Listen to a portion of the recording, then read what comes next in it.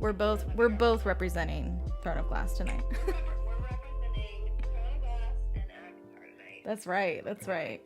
Okay, friends, you have about 1 minute if you want to head over and watch our live. By the way, if you're not able to attend the entire thing, it is going to be recorded, so you guys will be able to watch it at a later date, but it is more fun to watch it live because you can participate. Yeah. That's what I was saying. I'm just putting it in Discord. And then, there it is. All right, friends, I'm going to turn off TikTok. So I appreciate y'all for hanging out. I will see you over on YouTube. Avery, I'll let you in very soon. And we'll be there very shortly. Bye, friends. Bye, guys.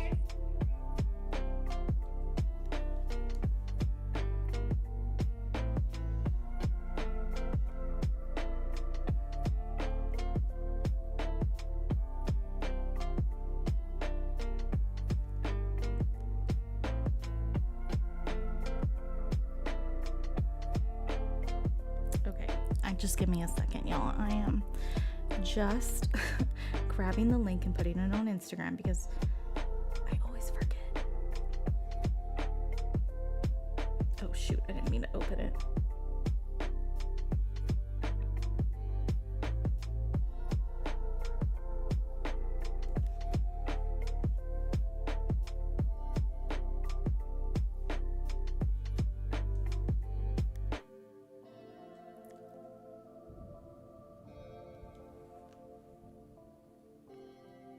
Okay.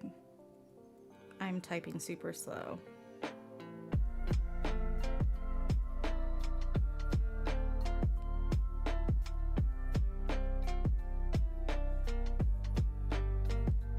I'm just grabbing that link. Paste. There we go. Okay. Hi, everyone. Hi, guys. Okay, you ready? Hi friends, welcome to our spoiler conversation of HOSAB. How is everyone doing? I'm so excited that we get to have this conversation.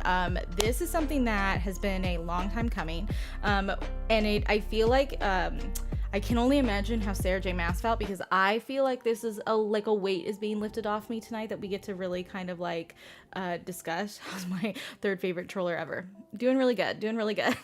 We'll talk a little bit about those trolls. We're going to talk a lot about the leaks and stuff, because that obviously played a factor into our reactions. So we're going to go into all of that tonight. But before I bring my guests in, I just want to quickly explain to you guys kind of how this works and what we're going to be doing. So like I said, we're mainly going to be having a roundtable discussion around Sky and Breath. These are full spoilers of Sky and Breath. So if you've not finished it, I would ask that you leave and then come back and watch the recording. Because of the nature of Sky and Breath, there will be conversations around the other two series, ACOTAR and Throne of Glass. So if at some point, if I start talking about a specific book, if we're talking about Throne of Glass, I'm going to hold this up and I will put it down when we're done discussing it. So just keep that in mind. If you see me hold Queen of Shadows, it's because we're talking about the Throne of Glass series. And if you see me hold up A Court of Thorns and Roses, it is because we're talking about the ACOTAR series. So if you have not read either of those, don't worry, you can mute us until you see the books go down. But for the most part, that's how that's working. And then tonight we do have a Q&A. This is kind of our way to know like where you guys are, because the comments tend to move very fast here on YouTube. So this is a Slido code. You can also go to slido.com. Our code tonight is Daybreaker, or Daybright. Why did I say Daybreaker? Daybright. Our code tonight is Daybright. So make sure you put that in. Then you can put in any of your questions. So I'm going to go ahead and bring my guests in. We are going to have a full-on discussion. And then I'm so excited I get to finally tell you guys all about the leaked information. So here we go. Hi, guys. Look at how great y'all look. Hello, hello. Hi. Can everyone hear me okay? Mm-hmm. I can hear you great. I've never done this before. You got this. You look great. You get a great view and everything. Okay, I'm gonna turn the music off just so that way it's not too distracting for anyone. Okay. Ashley said she's bouncing in soon. Okay, perfect. No worries. Well, by the way, Izzy, I love your like full-on gamer headset you have going. Well, nobody could hear me last time, which was a good thing because I was just going. Oh, I look so cute, Iz. Yeah. Okay, well, for anyone who has not seen these lovely faces, I'm going to go ahead and give them a second to introduce themselves, and then we will then dive into our general thoughts and feelings of Sky and Breath. So I'll start with Avery, who is on my left, and then we can go to Taylor, and then we can move down to Kate, Izzy, and Caitlin. Oh, there's Ashley. Do you want me to wait until she's in? No, she's good. Okay. Hi, guys. I'm Avery. I'm Freckles in Fiction over on TikTok and Instagram. I do lots of ACOTAR series, mainly Gwynreal, but recently have been incredibly correct about a lot of things in HOSAB, and I'm very smug about it. So, yeah, that's pretty much all I got for you. Awesome. Taylor? I'm Taylor over at Taylor's Book Talks. I excel in funny ACOTAR meme like TikToks. And I'm the biggest simp for Azriel, so that's pretty much what my entire account is about. Is just those loving two us. things. I love it. Pretty much. Kate. I mean, I can't tell. You're an Azriel. I love it. Kate. Mm-mm. Oh, we can't hear you. We can't hear you, love. I muted myself. There you go. Okay. I'm fully into fiction over on TikTok, and I'm really good friends with Avery. And my big series is From Blood and Ash, but she convinced me to continue on with Crescent City. I was one of the people that really struggled in book 1 Fair. and then went so hard in book 2. So I'm so excited, and I love ACOTAR and everything too. So. Yeah. Izzy, our unfortunate person who got trolled multiple times in the Midnight Live. Yes, you may know me from getting trolled mercilessly. But I'm also Read These Fics on TikTok, and then I'm Dava Stanner on AO3, and I write Gwynreal fan fiction, mainly A Court of Light and Melody. I do a lot of lives with Avery and Taylor, where we talk about Azriel and Azriel and Azriel again. And Avery also convinced me, she's down here for me, also convinced me to read Crescent City again. Because I read it, got 200 pages in, DNF'd. It was my first Sarah J. Maas book ever. Yeah. And there was the mistake. Yeah, that was there mistake 1. I didn't pick it up again, went and read all of ACOTAR, all of Throne of Glass, and then Sarah and Avery said, read it as a true crime thriller with a romantic subplot, not a romance fantasy. And now we're here. Now we're here. Yeah. Caitlin. Hi guys, I'm Caitlin. I am a Mountain Reader on TikTok, and I'm Mountain Reader 19 on Instagram. I joined TikTok in the pandemic. Never thought I would get to where we are now, making lives and trying to figure things out between different series. Definitely a completely different world. I feel like I have a really busy life right now between working, grad school, planning a wedding, and then also trying to be social on social media. So I'm not as active as I once was, but I'm trying to improve that. Yeah. And then, of course, last but certainly not least, Ashley. Hello. So I'm Ashley. Books are my third place is my handle both on TikTok and Instagram. And I, like everyone else here, I think is a big nerd, which I found my people, which is amazing. I also joined TikTok, or started my book talk account during the pandemic, and it's just been a really incredible way to meet some amazing people and make some lifelong friends. Yeah. And yeah, I read a little bit of everything, but I would say my staples are definitely fantasy and sci-fi of all kinds. And I'm probably the only one that's like less on spice, more on plot, I would say, of the group. Okay. Yeah. But I still like a little, you know, Yeah. A little bit of spice. Yeah.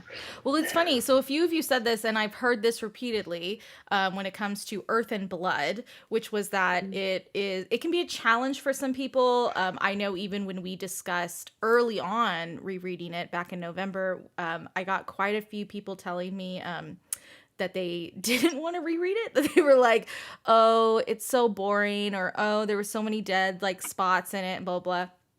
And I'm really glad I reread it, but also I feel like so many of us that did reread it, we really appreciated Sky and Breath a little more, because if you didn't do that back-to-back reread, I can only imagine how confusing you were.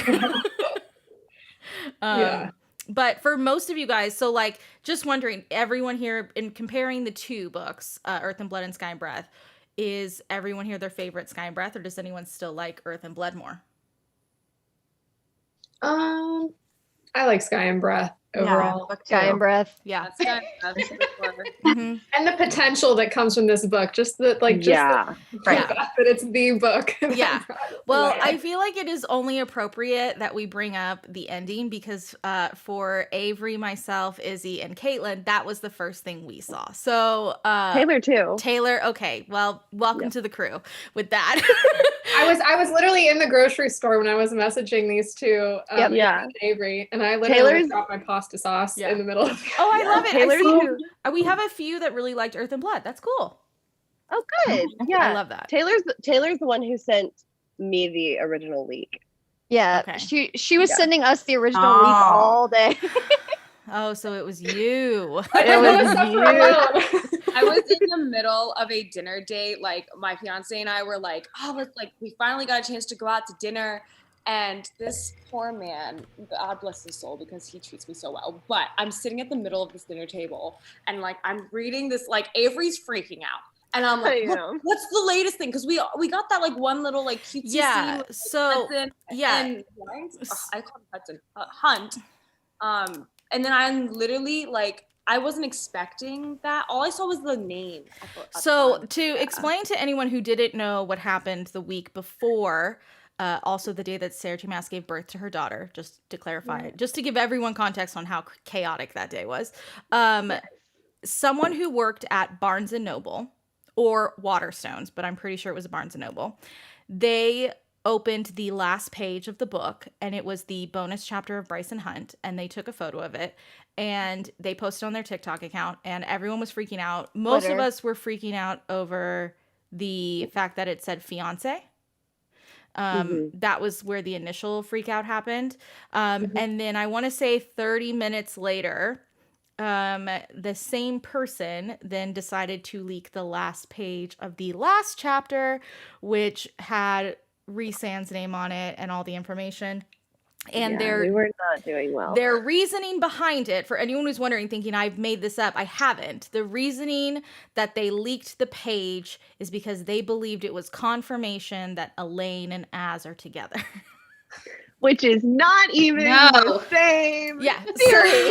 So just for anyone wondering, that is the context. And this person also leaked the bonus chapter in Silver Flames when that came out a year ago. So like, I don't know how she still got it. Yeah, I don't know. Yeah. They gotta lose their jobs. That's not okay. So you know she got fired? Did that happen? I don't know about that. But so for anyone wondering, that was the context. And then obviously shortly after, then it was the last chapter of the epilogue, the last page got leaked, which quite a few of us thought that was Danica. We were like, oh, Danica's back alive. So I spent a good chunk of that week thinking Danica's coming back to life, and somehow Rhys is involved. And what's funny is like when you know that spoiler about Rhys, which by the way, that spoiler for Rhys, Kingdom of Ash spoilers for anyone wondering, is very similar to page 800 when she does the fall. Like it's something that like regardless of how many years passes, like no one should know that ending type of a thing. So like I think after the initial freak out, we all felt, at least I did, I felt very protective to make sure nobody could see it because it was such a big surprise. But then what was hard was Avery and Izzy and we started rereading Silver Flames because we were seeing the connections right before. So we had like a tiny few days to binge some Silver Flame scenes, which really connected to Sky and Breath. So that was fun. I had to see that. Well, and in addition to that, right before that leak was on a Tuesday, and the Friday before that leak is when Sarah and I did our spoiler live. Yeah. So we had like which that was crazy in itself because we got so lucky. We did this crossover live, and we had planned it the three of us, you, me, and Samantha, we had planned it for like 2 weeks and did a lot of work in it and everything. And I think looking at that list of the 14 things that we had listed, we were correct on 7 of them, which was kind of wild. But that's so, and we, all of us were like, again, super smug. Yeah. Super We smug were about all it. just so happy it was posted before the leaks were, because we were like, we have textual evidence that we were right. Like it is on record that we were right before the leak came out. Yeah. And like timestamp. And then the other thing I want to say is about this the week before, the hardest thing and the thing that you will hear me mostly gripe about over the next year is I don't appreciate people who found out about the leak and then were like, well, now I'll read Crescent City because Rhys is in it. And I'm like, no, Crescent City is a different series. You read it for a different reason. You don't read it because you think this character is going to show up for, let's all be honest, he's probably going to be in what, 1 or 2 chapters in Flame and Shadow, because that's what it's called. I know that's what it's called. Like come on, it's what it's called. So he's not gonna be in it enough to like warrant this reaction. So if you hear us over the next few weeks be like, no, you read Crescent City for Crescent City, it's because we genuinely believe you should read it for Bryce, Hunt, Rune, Lydia, all of them before you even read it for anyone else. But well, be gone by the 5th chapter. Like there's no way that they're gonna go to Terracin. Yeah, right. We hope. Oh my god, I can't even. I mean, they're going to Terracin. I really can't even imagine seeing Rowan. She's manifesting. Let me tell you, they're going to Terracin. There's so many hints. The wolf tribe in Terracin. There were dragons. That's had the glass Aelin laid on in Kingdom of Ash. Dragon glass. Like there were dragon shifters at one point. Like they're all from the southern continent. Like come on, they're going to Terracin. The question is crying. When in Terracin is what I'm wondering. I think they're a year ahead. I think they're a year ahead. What makes you say that? Because timeline wise with the fall, because it's Right. Yep. Okay. 1 year. Uh-huh. Hey, we'll figure it out. We'll get the logistics. But my gut instinct is saying they're a year ahead. 1 year. Yeah, but I've already told so many people that they're gonna have to like lock my Kindle search results when the book gets to my hands, because I will search all 21 of Aelin's names and all 5 different variations of Rowan's. So I'll be like Aurelia, Selena, Lillian, like I'll type them all in until like Could you imagine if you had looked up Princeling when you were looking up for Aelin and oh my god, and Rowan and Skyrim? Literally the best. Yeah, it would have been so good because you would have been like, Dorian's gonna show up. Yeah, Dorian's gonna show up. We were all like, yeah. So for anyone wondering, if they got reactions from at least those of us that knew, no, because we already knew. So unfortunately, there were no crazy reactions. But I will tell you, Izzy and Avery were on the phone when I read it, and I was screaming. Like I was running around the house screaming. And then when I found out about the shifters, I looked like Kristen Bell with the sloth and was like sobbing in my bed. So like I remember that FaceTime. Yeah, I was thinking we should have taken a photo of that. Like just honestly, I'm it's a missed opportunity. I recorded the rest of them, guys. Yeah, it's fine. Yeah. Anyways, but also, go ahead. When Ashley read, Ashley, do you want to tell it? Well, so I managed to not get spoiled because spoilers absolutely ruin my reading experience. So I really appreciate those of you protecting us, because I was like, I do not want to see anything. I do not want an inkling. Like I do not want to know. So I like left the chat. I was like, I am not going to ruin this for myself.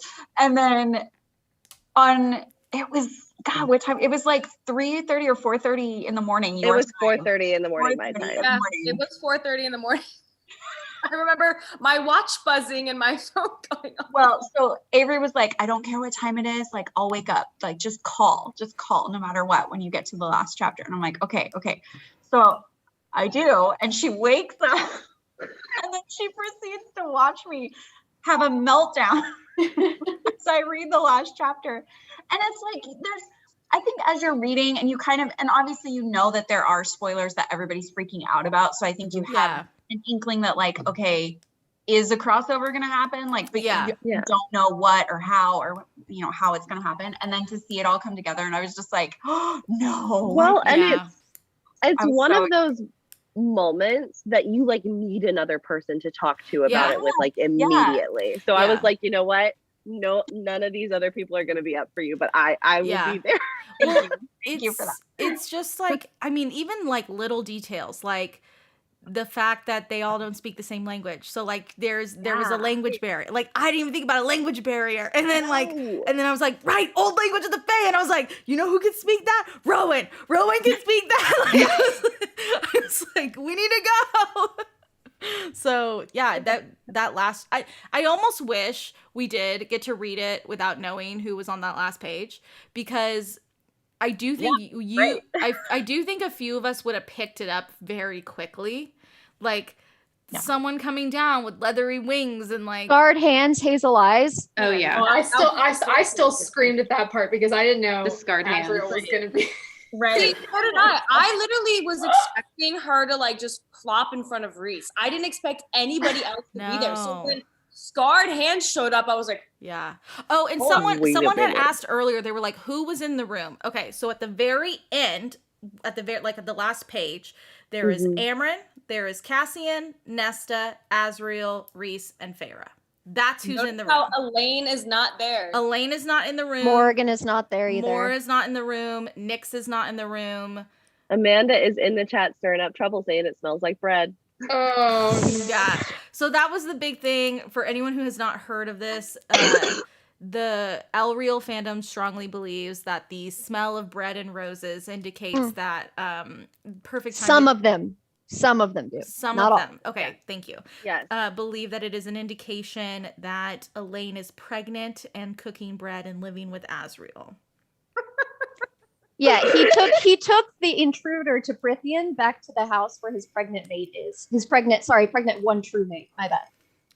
But didn't they literally were so convincing with their like the I baby literally pink texted clothes. I texted out Izzy and I was like literally spiraling. I was like because I hadn't read that part yet. We just seen the last spoiler, so I was freaking out about it. No, everyone's like, "Are you kidding me?" No, we're not. Yes. we're Okay, yeah, totally the whole serious. chat is just like, what? No, What? we're 100% serious. Somebody said I thought everywhere smells like Yeah. bread. Yes. Canonically, yes, Valaris Valaris smells smells like like bread. Yeah. Yeah. Which, okay, again, this is a really funny thing. So obviously we have some ACOTAR experts in the room. And so I think it was Avery was the one that said to me, like, well, they're not in the townhouse because it's carpeted. And the carpeted is only the House of Wind or the river. And I was like, okay. And then she asked me a question and I was like, well, it's not Terracin, it's Orinth because, and she was like, Sarah. And I was like, okay, you talk about carpet. I'm talking about a capital and a city location. Like, there technically you were it was the difference between Aurelia and Terracin because There is a I difference. had said something, I know, but I had said Terracin and I meant Aurelia and you Yeah. lit a fire under my ass. as I always do. So, yeah, but so for anyone wondering, we are going to do a deep dive spoiler conversation. We're not going to do that tonight, but we'll have some, if anyone has like a theory, we'll talk about it and we'll discuss it. Someone wants to know which house were they in?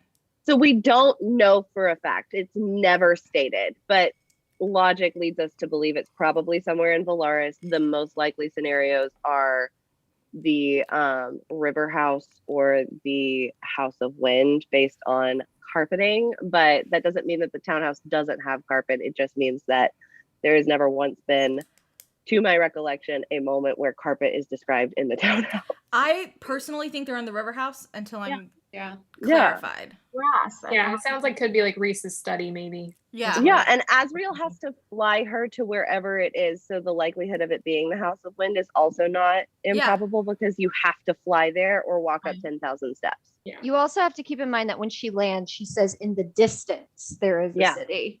So Yeah. I'm not sure. on like the outskirts. Yeah, and then in addition to They're just in that cabin it's up just in like, Aurelia. well, Bryce and is like, let's- what are these badly painted eyeballs? let's oh my god. Okay, but let's Why are also these think eyeballs about this staring at me? logically for like 5 seconds. the House of Wind is the like official meeting place Right. in Valaris for anything new or any kind of inner circle Right. moments. And then when Feyre is first taken to the Night Court before she's allowed into Valaris, before Valaris is known, she's taken to the Moonstone Palace, which we know he didn't take her there. Right. So logic dictates in my brain that they're at the House of Wind on the Sangravayan carpet in the library, but that's just me. Of course you would know that. I'm excited to see like their point of view of like maybe Az and like seeing like how did Bryce just like how did that happen? I'd love to see that. The other thing too, I just feel want like to point. he saw her falling. Like Yeah. he saw her falling and like flew over. But Yeah. then he was like, obviously he thought she was like injured or something. He was so like gentle with her and like, oh, it was just so sweet.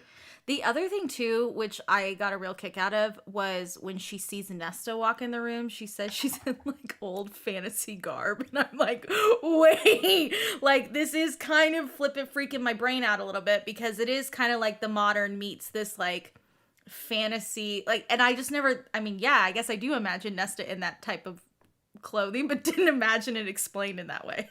But did you guys also think with that there was a time, like the timing was very confusing for me for a bit. Just the timeline of like, where are they in time? Yeah. Like, where did she land in time? Like, did she go into the past? Did she go No, just she, because of that? But she didn't. But it was like, it took a while to like. because Nesta's in the room and she pokes a jab at Cassian while they're there, it indicates to me that they're already mates. So it's post Silver Flames. Right. Which is also would explain why Elaine and Moore weren't there, because they're probably with the baby. So like they're probably watching the baby. Oh, that's a good point. And then I think they're at the River House, but it would not surprise me if they're at the House of Wind and they're just trying to figure out what to do with Bryce. Yeah. What if they think that, so when Aelin dropped down, they saw the star. What if they think that like there's somehow a connection with like Bryce being the bad omen that they thought the Red Star was? It depends on what Bryce looked like, because Bryce went through a gate, which is different than how Aelin fell. Covered in blood. Well, there's that, and then didn't SJM at one point say in Alive that Rhys was able to see Aelin when she fell? Well, he waves at her. He waves at her. He slowed her down. Yeah, so he definitely does. But I feel like in Alive later, like everybody else saw it as a red star, but he saw like the girl falling. So, from Aelin's point of view, he looked at her and slowed her down. From Maurice's point of view, he doesn't necessarily clarify if he's looked at her, but both him and Feyre were the only ones out that night, so they were the only ones that saw that red star. They just later heard on, like Cassian later heard that there was the star, and it kind of freaked Rhys out, but he doesn't go into specific details about it. So, but I think Bryce's introduction was different, but I'm curious to see if they describe what that was like. I also was thinking, and I totally forgot, they're gonna teach her how to winnow. Yeah. Yeah, they are. They so totally are. They're gonna teach her how to winnow. Rhys gets she already you know? kind of knows. She already kind of knows, but I mean, she's gonna get without like a power boost. Yeah. She'll learn how. Yeah. Yeah. And then we're gonna go to Terrasen, and Aelin's gonna teach her how to do word marks and open the gate to hell, because she's done it twice, and it's gonna be great. Yeah, it's gonna be a great time. It's gonna be great. Okay, we've talked a lot about the crossover. I want to kind of backtrack it a little bit and talk about the front half of the book and kind of the overall plot and all that. First things first, how many of you, be totally honest, paid attention 100% to that prologue when you first read it? Only because you told me to. Well, I loved it. It was a struggle though. I loved it. Oh, I loved it too. It was like the world building of the first book that was so hard. It was a lot. It was a lot. And then it was like way easier as soon as you hit chapter 1. So I think because I was prepared to see Bryce, I was a little like, okay, but where's Bryce? So once I went back and read it and appreciated it, and like, but I think because I was so, shocker, same thing happened with Throne of Glass. I was so focused on one part of the story, I wasn't paying attention to the other parts. But the prologue does hold a lot of really great key information. I think just the way it was presented for some readers was a bit challenging. I mean, I think that you're a fan of like the true crime genre, you'll recognize it as like a classic opening to a case that your main characters are going to have Yeah. to solve, which is why I liked it. Yeah. They're like fantasy.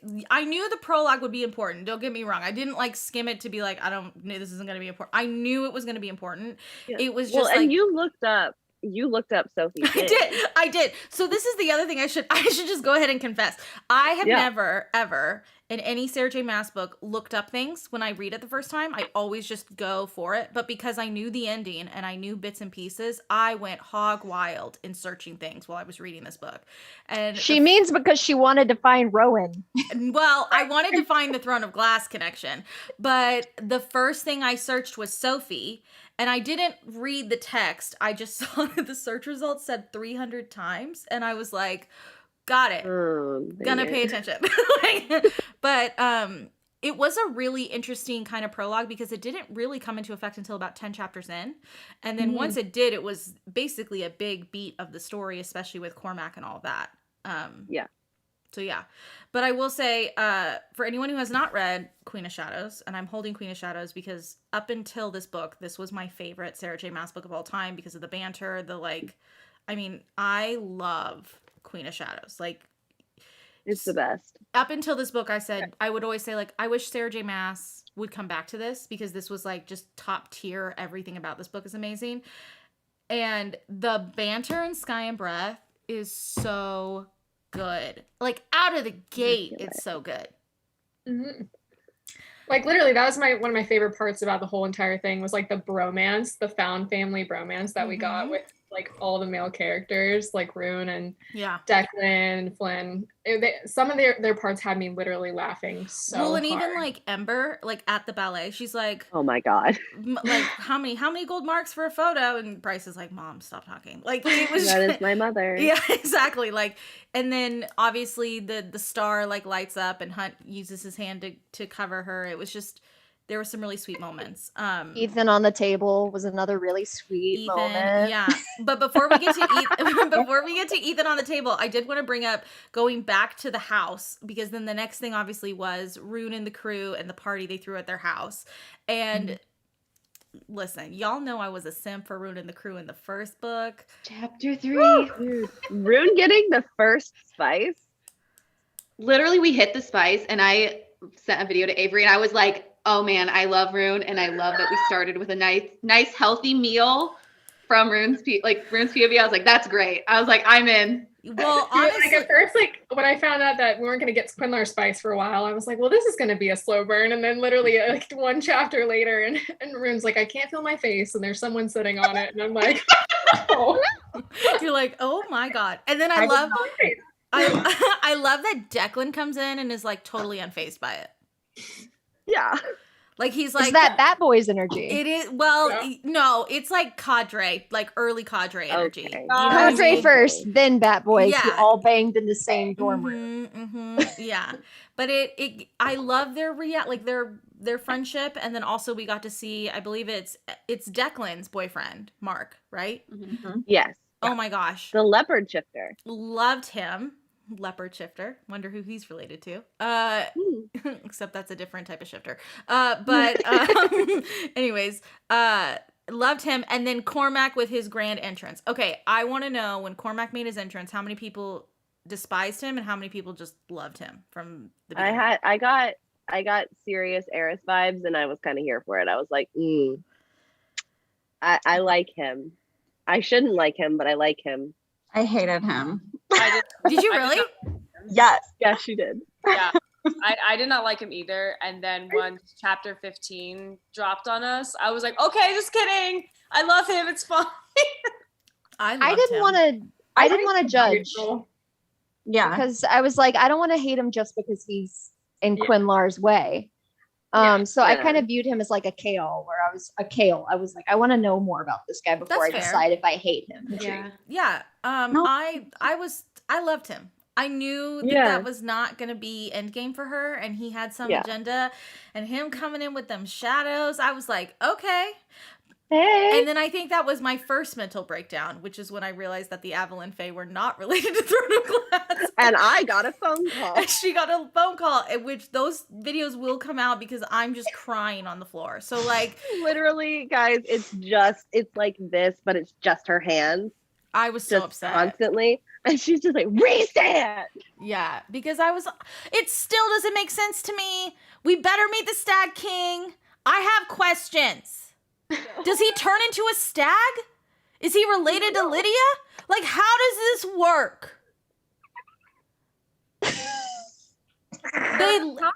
How mad were you when there was an inkling that Rune could be in bloodline there, Oh, you mean that Rune looks like Rhys?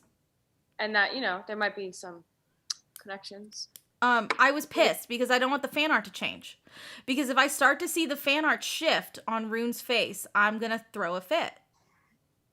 He's different.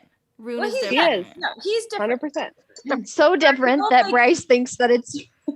Is he? She was going through a traumatic event, so just the same maybe color she wasn't eyes. doing right. Yeah. Oh, the eyes thing, we gotta talk, because he had teal eyes in Earth and Blood. He did.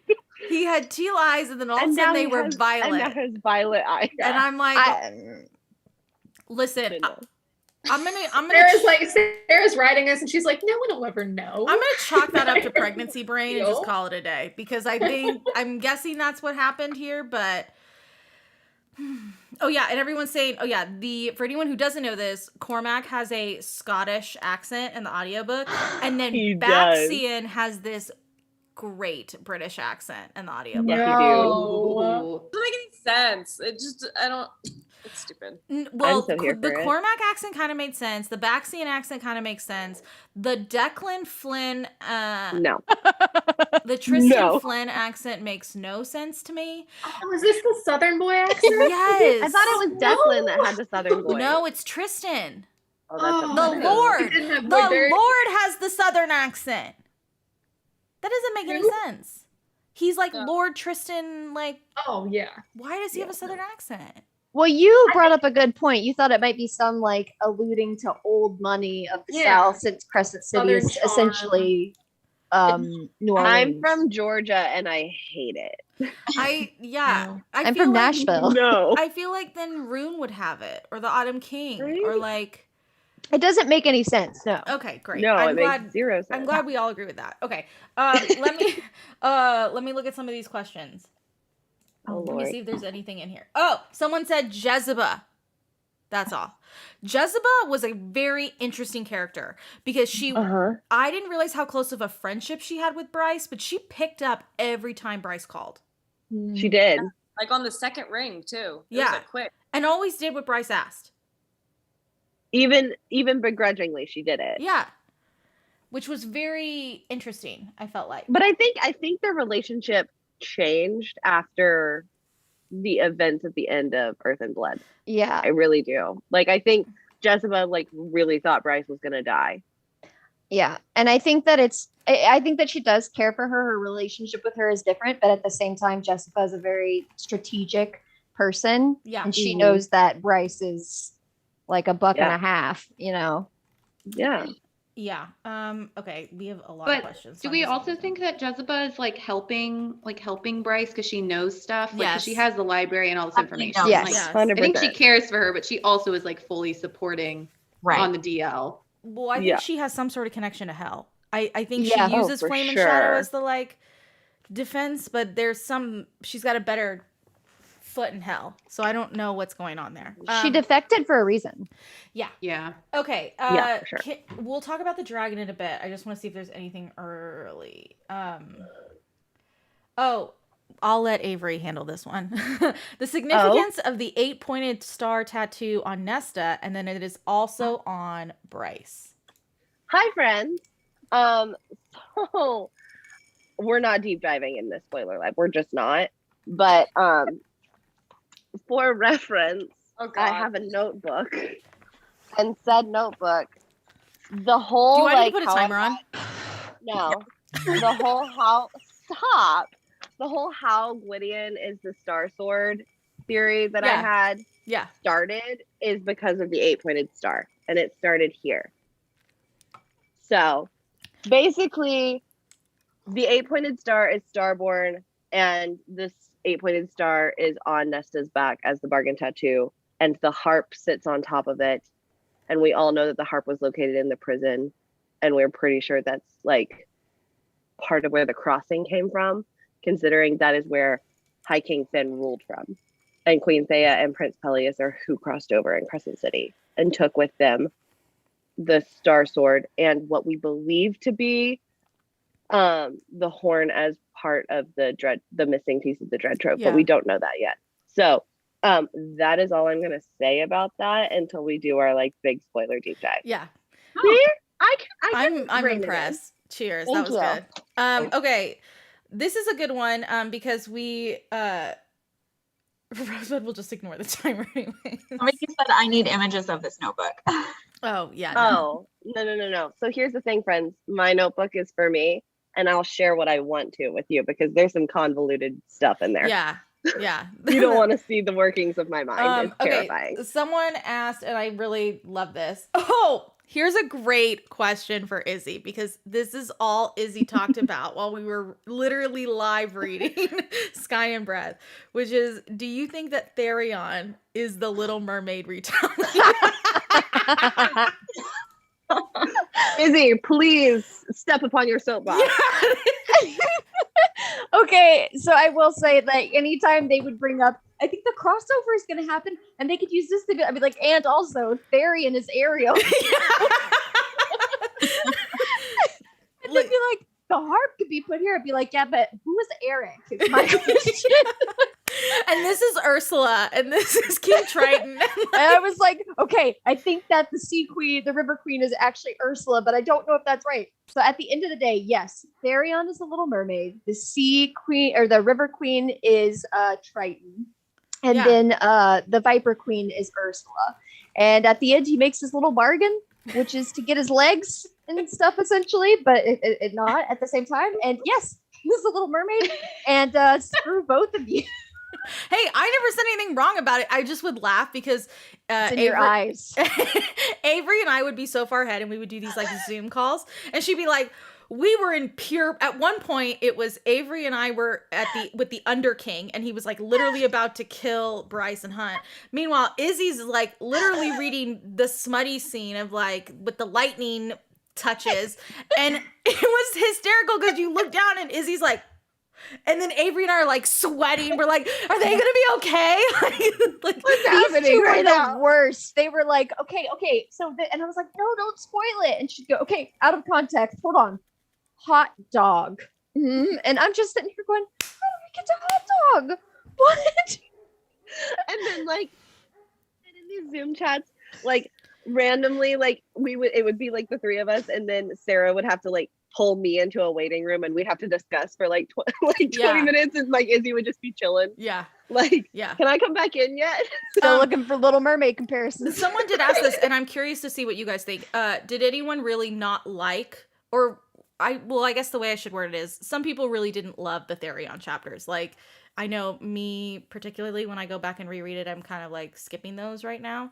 Was anyone like really just totally engrossed in them, or for the most part was it just kind of like eh? So I was a big Therion fan, and what I was looking forward to a lot from this book was a Therion POV. Mm-hmm. And I was a little disappointed in the Therion POV, not because they weren't good, but just in comparison to the rest of the story, it wasn't as compelling because I didn't know how his storyline contributed to the meta plot. Yeah, that makes a lot of sense. Anyone else?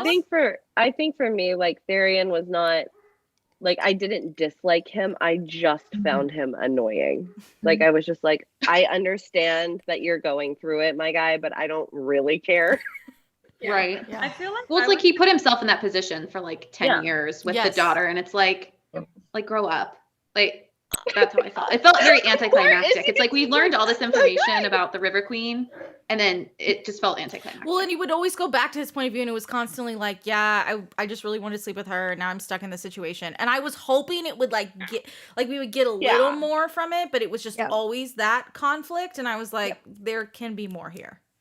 It kind of like just made me think. Go, Ashley. I was just saying, it kind of made me think he's just not really like that great of a person overall. I don't know. Yeah.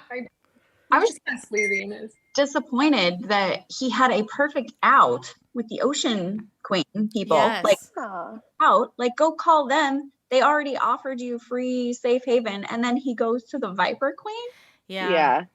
That one that not- one didn't make sense to me. Yeah, it didn't. Yeah. Well, he says he can't make it in time, right? Like she's the closest option, is what he said.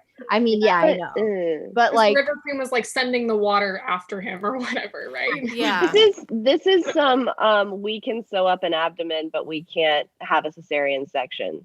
Right. That's Right. where I'm at with that. there it is. That's a good comparison. Or why can't Farrah just change into her Illyrian form real quick? Because Oh, this is interesting. Okay, wait. We'll dive into that. Rhys's last name being Dannon. Huh. you laughed at me too hard for this one, and so I'm not going to talk about it. Because I just don't think it's true. Of course you don't. Well, because he said his last name is embarrassing. Dannon is not an embarrassing last name. Yeah. We don't know what that means, though. What if it means something? I looked it up. Hold on. Let me see if I can No, find he it. talked Yeah, we about know it. what it means in the human world, but what it like means of noble. I or mean, the something? human world, it's a mess, you know? Yeah, first account That was a good one. is. You're welcome. That was a good one. We love a Little Mermaid reference.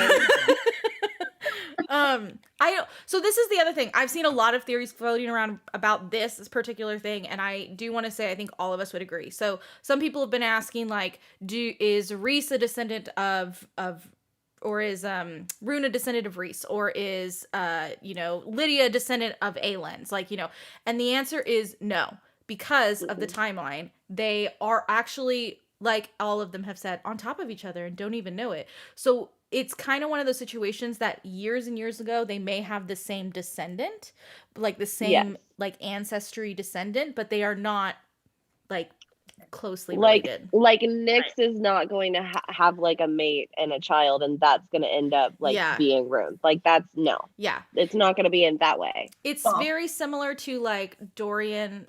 Spoilers. Dorian and Aelin are both related to Elena and the Galathinius line, like because of marriage and all of that. So it's one of those things, which goes back to a lot of people have been asking, is Fenris tied to all of this? I think the answer, if I had to take an answer, it would be a yes, but it would be more because his wolf shifter family is connected to the wolf shifter family that originated on the southern continent before they disappeared and went to Midgard. So Sarah, I have a question for you, actually. Mm-hmm. I want to know if I like imagined this, but in Crescent City 1, which I read, I didn't do a reread because I read it in November. So Crescent City 1, did they not mention interstellar travel? And is Prithian essentially on a different planet? Because I've seen people say Prithian is like a planet, and some people think that it's a dimension. So it's always been described in the other books as like planes or like realms. Yes. But I think they're back like in technology. And I also think Adis is the first one to indicate that it's a planet. So he says that hell is a planet, which then indicated to a lot of us, could Prithian be a planet? Could Sarah's always described it like that there's a hallway and they're like going through portals to enter these different realms. But I do think they are actually planets.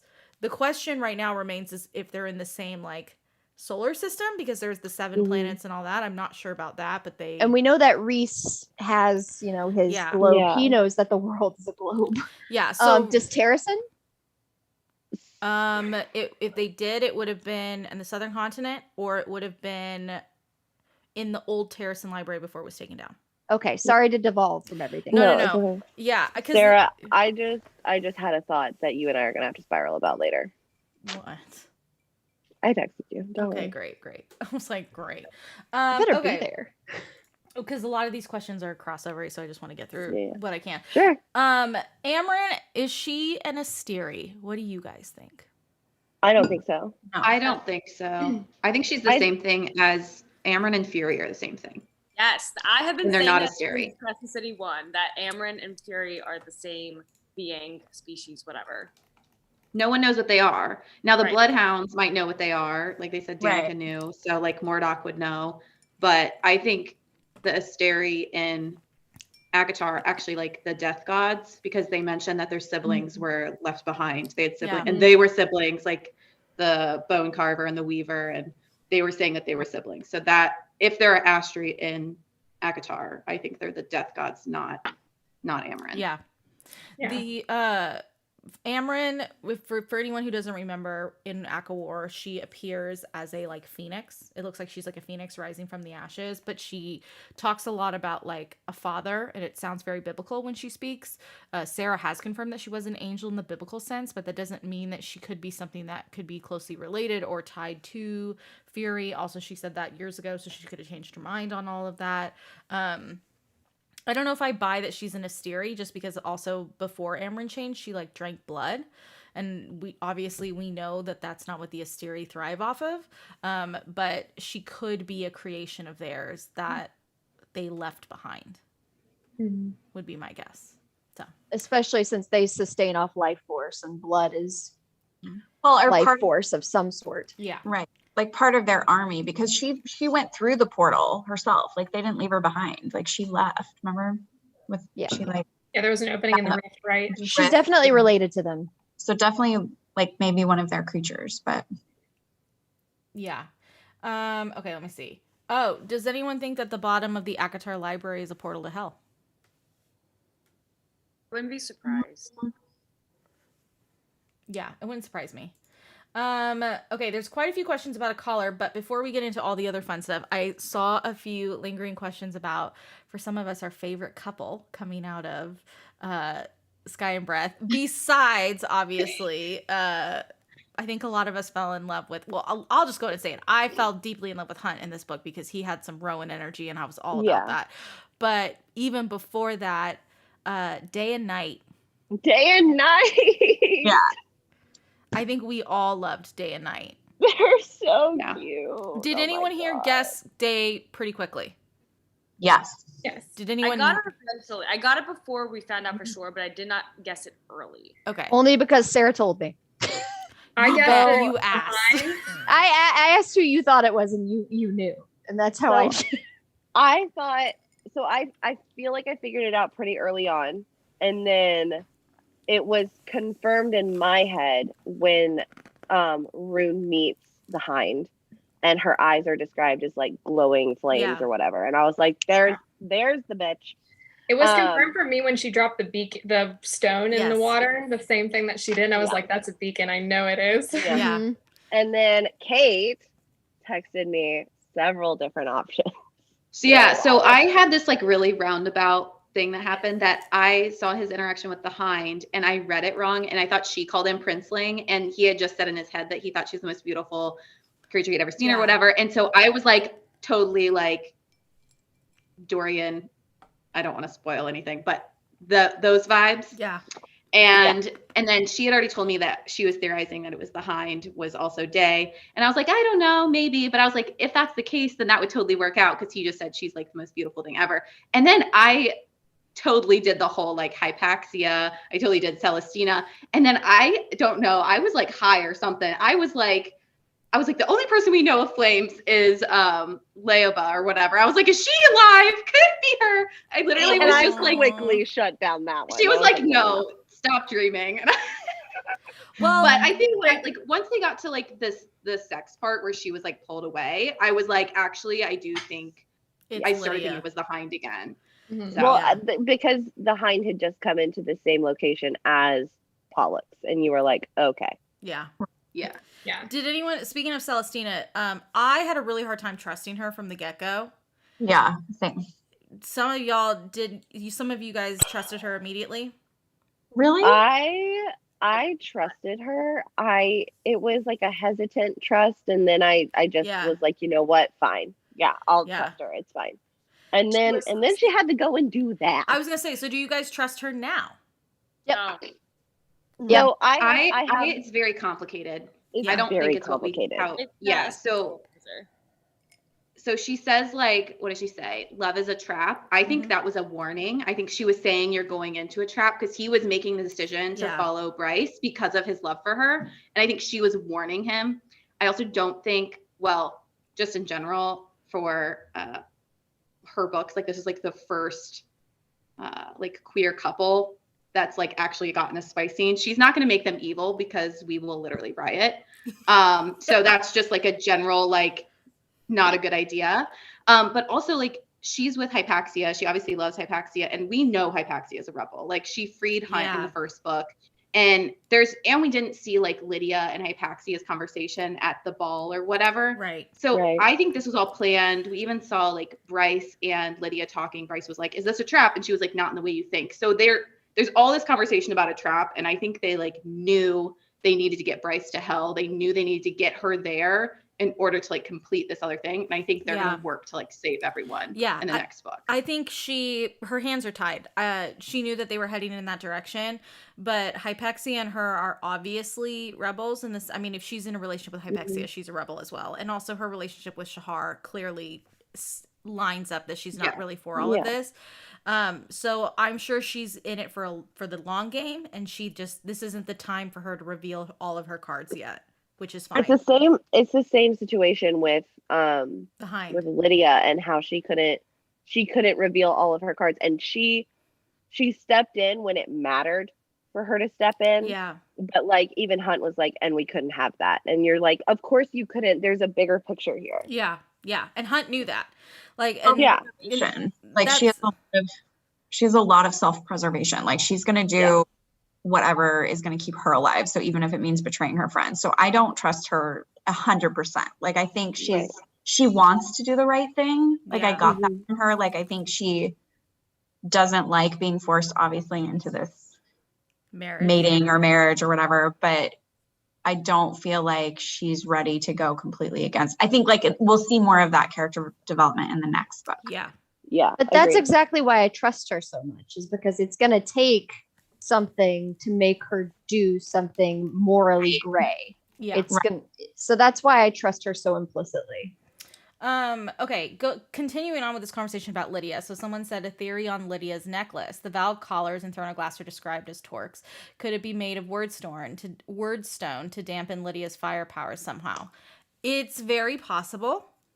I haven't done a huge deep dive into it to determine. I haven't either. Yeah, we will. I'm gonna add that to our text thread. Yeah, we will do a deep dive into that. I've always been jokingly saying that the wordstone collars are gonna come back, or the rings. I'm not sure. I was pretty convinced. Okay, so one theory I really wanted to happen was I wanted the Asteri to be Valg. I wanted them to be the same thing. I don't think they are anymore. But I do think that they are either connected, or that they, like, the Valg is a lower being that the Asteri created to kind of help this world conquering situation. Because they don't have similar needs and wishes and kind of all that stuff, but it wouldn't surprise me if they have some sort of connection. I do think the gods that Aelin booted at the end of Kingdom of Ash are Asteri. Agreed. Yeah. For Valg, do you think the Viper Queen is Valg, or like maybe because she did the blood oath thing, so she has to like the blood. There was definitely a blood oath. That was definitely a blood oath. I don't think she's Valg, but I don't. She's Fae, so she's like Aelin did blood oaths, so because she's a shifter, so it's one of those things where she.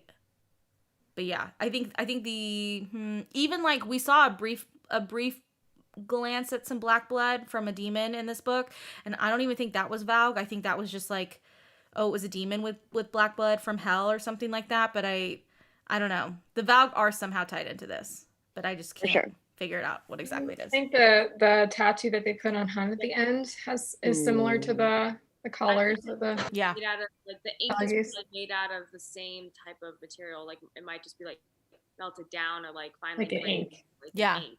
Yeah, I hate it here. Yeah, as soon as I read that, I got like PTSD. Which, speaking of that, someone did ask, do we think, and I'll find the question and remove it, do we think that the tattoo that Hunt received at the end, and does anyone think that means he lost his memories, or was it more that he just passed out from the pain of it and will come? Yeah, that's what I thought. Option 2. Yeah. Option 2. So there's been a I theory. can't deal with him losing his theory. There's been his memories. Well, there's been a theory can't. floating around that him getting the tattoo caused him to lose his memories, and like which I was like, no, but he did describe it being very painful the first time it was put on, and it does dampen his powers. So I think that's the point of it. It has not to do with like removing memories from him. Right. Well, and also he's an incredibly powerful veneer. So imagine losing that much of your power when it's that powerful. Like, that's gotta hurt. Yeah. I wondered if it was more like a mind control thing, kind of similar to the Valg, like the Valg, or like, you know, spoilery, but just kind of taking over him essentially, so that not that he lost his memories completely, but just that for that time being, since the tattoo was back. Like a certain situation. I don't like it. Yeah, Like, I know. I don't like it either, but I'll read it, but I really don't right like where it. my mind went. I was like, oh, I don't think she'll do the same plot twice. No. No. I can't do it. He's so powerful. Like, imagine like Bryce working to get back, just to come back and to either have him have no memories, right, or have him be totally under the control of the Asteri, using him as a weapon, like totally mindless. No. And then the only other thing I saw was like, I'm not really familiar with Greek mythology, but being that his name is Orion, I guess like in Greek mythology, he actually goes blind and then gains his sight back with like the power of sunlight. So there was like a theory that maybe he actually goes blind, and then Bryce's starlight is able to bring his vision back. So those are like the three options, I feel like. Okay, well, either that or he's just I think it's those are the options. I feel like it's time to boot Kate from the I'm gonna chat, say, like a lover, let's put a pin in that one, and we'll come back to it, because I can't deal with anyone losing. Yeah, another. Okay. Orion's one of my favorite constellations, though. Yeah, like going back to the Rune thing and Rhys. So someone said, since Rhys looks like Rune, do you think it's possible that Bryce looks like Rhys's sister? No, not at all. I don't think so either. No, that makes sense. Well, let's not pretend like it's ridiculous, because that is a fair question, but I don't think so. I say no because she, in my mind, Rhys's sister had more of the like Illyrian side, whereas Bryce clearly takes the genetics of the Autumn King side, where Rune does not. So I think that's why they don't look alike. However, that's not to say that Rhys doesn't see her and think, which one of the Autumn King's children, or the High Lord of the, like, who? Those are the only people with red hair. Yeah, God forbid, you know? So that is something. Does anyone think that Danica's lineage comes from Fenris, or that they are connected? I hope so. I literally I'd be so happy. So I'm like rooting for that theory, because that would make me really happy. I think that they're from the same. I think what Sarah was saying earlier about they might have a common ancestor. Yeah. But I don't think that she's descended from him. All right. I'm choosing chaos by asking this question. Oh, God. I'm scared. Do you think that Az and Bryce Oh God. Don't even. Don't even finish it. No. Are you No. kidding me? They don't even speak the same language, people. They don't even speak the same Can language. I just speak very briefly on this? Because I want to explain the reasoning behind the question before we tear into it like a pack of vicious wolves. People believe that Bryce landed in front of Azriel because they were mates calling to one another. Because in Prithian, they are the Prithian mates, and in Crescent City, she is Hunt's mate. But Hunt is also a chosen mate, which is different. So we're making up our own lore now. But he's not. Totally great. But he's they not. think that- Okay, I'll go into the Hunt and Bryce mate situation, because yes. Anyway, that's why they think, because Bryce landed in front of him and he pulled out a blindfold and put her over his shoulder, and we've all dreamed of it. And I'll shut up. It couldn't possibly be because she's holding the star sword and he has being truth teller and they're supposed to be together. It couldn't possibly be that reason. God Did you forget that the townhouse smells like bread and roses? Or how about the fact that SJM does gardening? means Oh, that. I've already, listen. I Baby don't, daughter was wearing pink. I mean, the thing, God so forbid. I do think that there could be something behind the sword and the dagger feeling a calling towards each other. Yeah, Sure. But that's about as far as it's gonna get. that's obviously Or just the fact that why. he's the spy master. I mean, he picks up on things that other Right. people don't faster than anybody else. It's part of his job is to know what's going on and to Right. pick up these little things. Right. So like he probably just felt her and was like, oh, that's weird. I should check on that. Right. But it was definitely the sword and the dagger calling to one another. yes, Yeah. I would agree. Not Okay. a mating bond. The other, speaking of mating Right. bonds and things that I got very frustrated very quickly about, and someone did ask, Karen Am and and the mating bond. So some people believe that Bryce and Hunt are not mates, that they are Karen Am, and that Bryce's true mate is Ethan. What? Okay, let me Let Sarah handle this. let me educate you. By the way, if you want to see the full notes of textual evidence, I need a it is in my Discord, and it's like 10 pages long. So I have literal textual evidence to prove to you that y'all are wrong. But let me just let me just quickly clarify. So the Karen Am bond, first off, is it's a transition of power. So it's passing the powers between two people. It also means that, so when it happens with Throne of Glass, when Rowan and Aelin do it, Rowan can use Aelin's power and Aelin can use Rowan's power, but regardless, they always come out as their own powers. So when Aelin gives her his power, his still comes out as ice and hers always comes out as fire.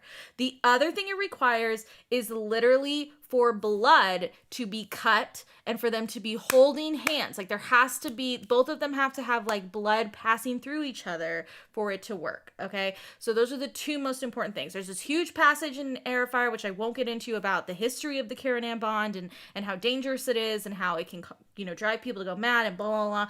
You can read it in the notes. Okay. They are not Karen Am. I thought they were the very first time that he gives her the lightning, but they are not, because Hunt never physically holds Bryce, nor do they ever physically cut hands and pass blood. The difference is that Bryce's power she's literally a conduit. She can take power from anyone and then use it to basically charge herself up and then to turn into a powerful beacon or whatever. Okay, so, and every time it happens, in fact, I went through Sky and Breath, only one time did Hunt physically touch her. The other times he was always farther away and then was shooting the lightning at her, and that was the other thing. Now, going back to the whole mating situation. So there's two types of mates that Sarah J. Maas has done. One is the ACOTAR mate, which I know most of you are very familiar with. That is the mating bond where it is more about breeding potential. So it's the cauldron is putting two people together because they have the potential to have very powerful children and blah, blah, blah. So that is... What? It can also be a soul bond. Yeah. It can also be a soul bond, but the idea here is that it is a procreation intention. Per Rhys. Rhys has said this. The other indication is we, at this point in ACOTAR, have not seen a queer couple mated. Okay.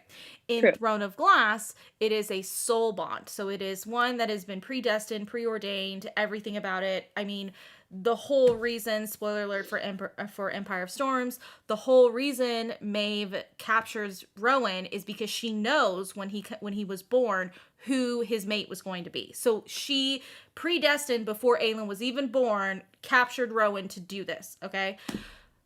Bryce and Hunt have that type of mating bond. You can tell. It is not this predestined, we need to have children type of mating bond. It is more the mating bond that Rowan and Aelin show, which also we've seen in Throne of Glass. There was, a queer couple that was prominently in Air of Fire that was mated. So it's a very different type of mating bond. Also would make sense because, in my personal opinion, Hunt probably descends from that side of the Fae a little bit. I think he's a combo. And obviously Bryce is very similar. So for anyone who's wondering, all of us here would agree that Bryce and Hunt are mates on the Throne of Glass side, not the ACOTAR side. And they are not Karen Am. That is correct. And they are likely in game. And they are very much in game. They're They're 100% future in mates. game. So Well, yeah, I was even- trying to be okay. unbiased, but I guess No, I mean, mates are always ending. Yeah, Rune says that they are mates in the way that they are mates, Yes. not in the way that it's choice. Like Oh, he that's- says those He words says to Bryce. That's interesting because in the way that Faye are mates, there can't be another one like Azriel and Bryce, right? Mm-hmm. Okay. Exactly. That's Yeah. correct. So the reason I've seen a lot of people throw this out, 100% do not buy that they're mates. They're endgame. Come on, guys. It's wrap it up, put it in a bow. Catboy, it ain't him. It ain't gonna be Ethan. I actually think Ethan's gonna get together with that Fenrir heir. Yep. The Oh heir, yeah, 100%. that's happening. which is really And- cute. I'm really rooting for Flynn and the dragon. I don't know if it's gonna happen. Ariadne Okay, and Got Flynn. in a chokehold real So quick. that was the very first question. I was waiting for us to bring it up. They wanted to talk about the dragon. Okay. The dragon, who, by the way, had, I think it was a Russian accent in the audiobook. Ooh, love Listen to this that. audiobook. Checks out. Yeah, right. Just check out. That's it. She was a very fascinating character, and we didn't get a lot of time with Yeah. her. No. Right. So if I remember correctly, we left off, she's still with the Viper Queen, right? Yep. Yes, So both her and Therion are blood sworn to her. Mhm. that is correct. Yes. Did My she concern with Go, Ashley. take a blood oath? I don't remember her taking a blood oath. We never saw it, but it's No. heavily implied. Yeah. Okay. That she Okay. did. Yeah. my And then she called Therion crazy for taking the blood oath afterwards. That's what I don't know that she did. Oh, so maybe she didn't. I'll Oh. reread it. I'll let She you was I know. said like, the was Viper like, Queen wouldn't be it's picky crazy. either. To get a dragon, she'd be like, forget the blood oath. She might have just said that because she had been like captured for so long. She didn't want another person to feel like Right. they were engaged. Yeah. I'd have to Um, reread that scene where we first see her with the Viper Queen again. Someone asked, and this is another question that I find very interesting. How many do you guys really truly believe that Emil doesn't have powers, or does anyone think he does have powers? I really want to think he doesn't, and that Bryce is just like actually doing a good thing, but like this is SJM we're talking about. I think he does, or somebody, or there's another Thunderbird. Yeah. Because Sophie was passed out, gone from her being shot. So somebody downed those subs, and it wasn't her. Well, Right. didn't the bullet that went into Sophie have like what And it was had the really stuff, great? so she couldn't even use her power. Yeah, exactly. So I feel like either he has the power or somebody else does Mhm. to take down those. I really hope we do get to see another Thunderbird because I was so into Sophie as a character and I was like, I want to see this character grow. Like, I can't wait till we finally get to meet her. And then I was a little disappointed that she was actually dead. Like, I was almost a little shocked. I wanted so bad to get this like brand new, like younger character to like kind of grow in this year. I don't know. I really hope we get another one. Did all of you think that she was actually dead? Like I didn't. I was in denial for a while. Me too. Yeah, I was shocked. No way. I was convinced she was going to be alive until we saw her body, and then I was like, oh. Yeah. Oh, she Yeah. did. Yeah, she Yeah. did. I'm like, oh, never mind. Okay, someone said, which I love this. Look, all I'm saying is Aylin's going to be very, very angry about these gates being open after all she risked to close them. Yeah. True. But she'll have good reason to be pissed. Honestly, I'm here for it. I just need to see her face and know that she's okay and be like, okay. Yeah. Pregnant. That's what I'm thinking. Does anyone think Shahar is alive? No. No. No. No, she literally fell out of the sky dead, and then they like took off her wings, and like she did not come back. Okay. That's a nice dead. dramatic author death. Yeah, she's dead. Yeah. Yeah, she like dead. Do we think that Rhys knew to expect Bryce and that maybe they started to figure things out on their end? Like, do you think it's possible they knew she was coming? Huh. I think I don't think they knew she was coming. I think they Unless expected Elaine knew. I Yeah. think something was coming. I don't think they Yeah. knew it would be Bryce specifically, but I feel like they felt like the energy changing, like something different was going to come. I think it's very, very possible that because of what has been coming in that story regarding the Dread Trove and Yeah. all that other stuff, that it wasn't as big of a surprise as it might have been like a year ago. for Yeah. them. Well, and I think in Silver Flames, she's like teasing us like we're rallying for some kind of like big battle, but like it Right. also kind of fell flat with how easily Briallen was destroyed and everything. Yeah. So like there wasn't really like this big bad kind of situation in Silver Flames, which obviously wasn't the purpose of the book, but at the same time we're building into more books. So like I think the information we got in Silver Flames that lends itself to Crescent City 2, I think we're gonna see more of the build up and maybe some even like just before into kind of situation. Yeah. Someone said in Tower of Dawn, there's the Bast cats in the library. They are intelligent. In Silver Flames, there are the cats in the library. And you know who shows up as a cat? Do we have any thoughts on that? That would actually be really cool. Library and Adding that to the text I thread. totally forgot about the cats. in the I- library. I really like that. What if like in Throne of Glass and ACOTAR, they're like stuck in that form, like they can't shift Yeah. back. That's really cool. Yeah. Because that I theory. remember specifically there's a line from Irene that she feels like one of the cats is like helping her. So Mhm. Yeah. it would not surprise me. What significance do you believe Ari will play in the next book? Do you guys think she'll be a very significant character, minor? What is your gut telling you right now? I think she's going to be like a Nesta Elaine character in the next book, where we're going to see more of her, but she's not going to be like an Azriel Cassian Yeah. level. Yeah. Yeah. That's the best way I know how to compare it. Yeah. Beautiful dragon. Like face. Mist and Fury, Nesta and Elaine versus Azriel and Cassian. Yeah. Like So Yeah. That here's the level. thing. I kind of got underdeveloped Lysandra vibes from her. Yeah. Like okay. Assassin's I can see Blade Lysandra vibes. Yeah. Okay. I like Which that. I like lends to your theory, Avery, that she could be, you know, that's whose vibes I got from her. Yeah. I got Sorry, that. Mike. I got that Lysandra vibe with Lydia. Mm.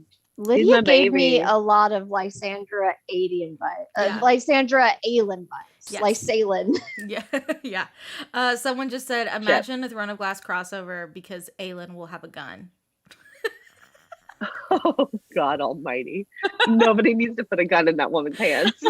Can I tell you, Rowan's just like hiding in the corner, like immediately shifts into a hawk and just goes. She's like, Bye. Claire! She's like trying. Oh, yeah. I feel like that's kind of I saw someone else said, like, what happened to Bryce's phone? Bryce didn't have her phone with her. So she doesn't have her phone, which is kind of a bummer. Not that it would work. Well, I really wanted her to like bust it out and then Cassian and her No take pictures. selfies. Like I'm kind of bummed that like we don't get that. But she does not have her phone with her. So That is would be, yeah. I mean, the photographic evidence of traveling would be awesome, but like Yeah. it's not. She's gonna have zero service. So yeah. Do we think that the inner circle will let Bryce leave with the Star Sword, or do we think that they will try to claim it since it came from Prithian? No. They don't care. try to claim it. They'll They go don't with care. Az will like go with her or somebody. They'll at least like get her to Terrason. Yeah. Yeah. Don't we think? Yeah. She Well, can all take of- Damaris. She can They're take not Damaris. gonna just take it. I mean, actually, I feel like Dorian is more attached to that than anything. So, like, maybe she can't take Damaris. But I think they'll let her take it. My theories are always more meta versed, like because I think that if the next book is a Crescent City book, the ACOTAR characters are gonna let her take the sword. yeah, Right. I If it think were the other way around, I'd say otherwise. I think they're even gonna let her take the dagger. No, absolutely they will. I think so. Yeah. I think so. Just because SJM said that that's what she's working on.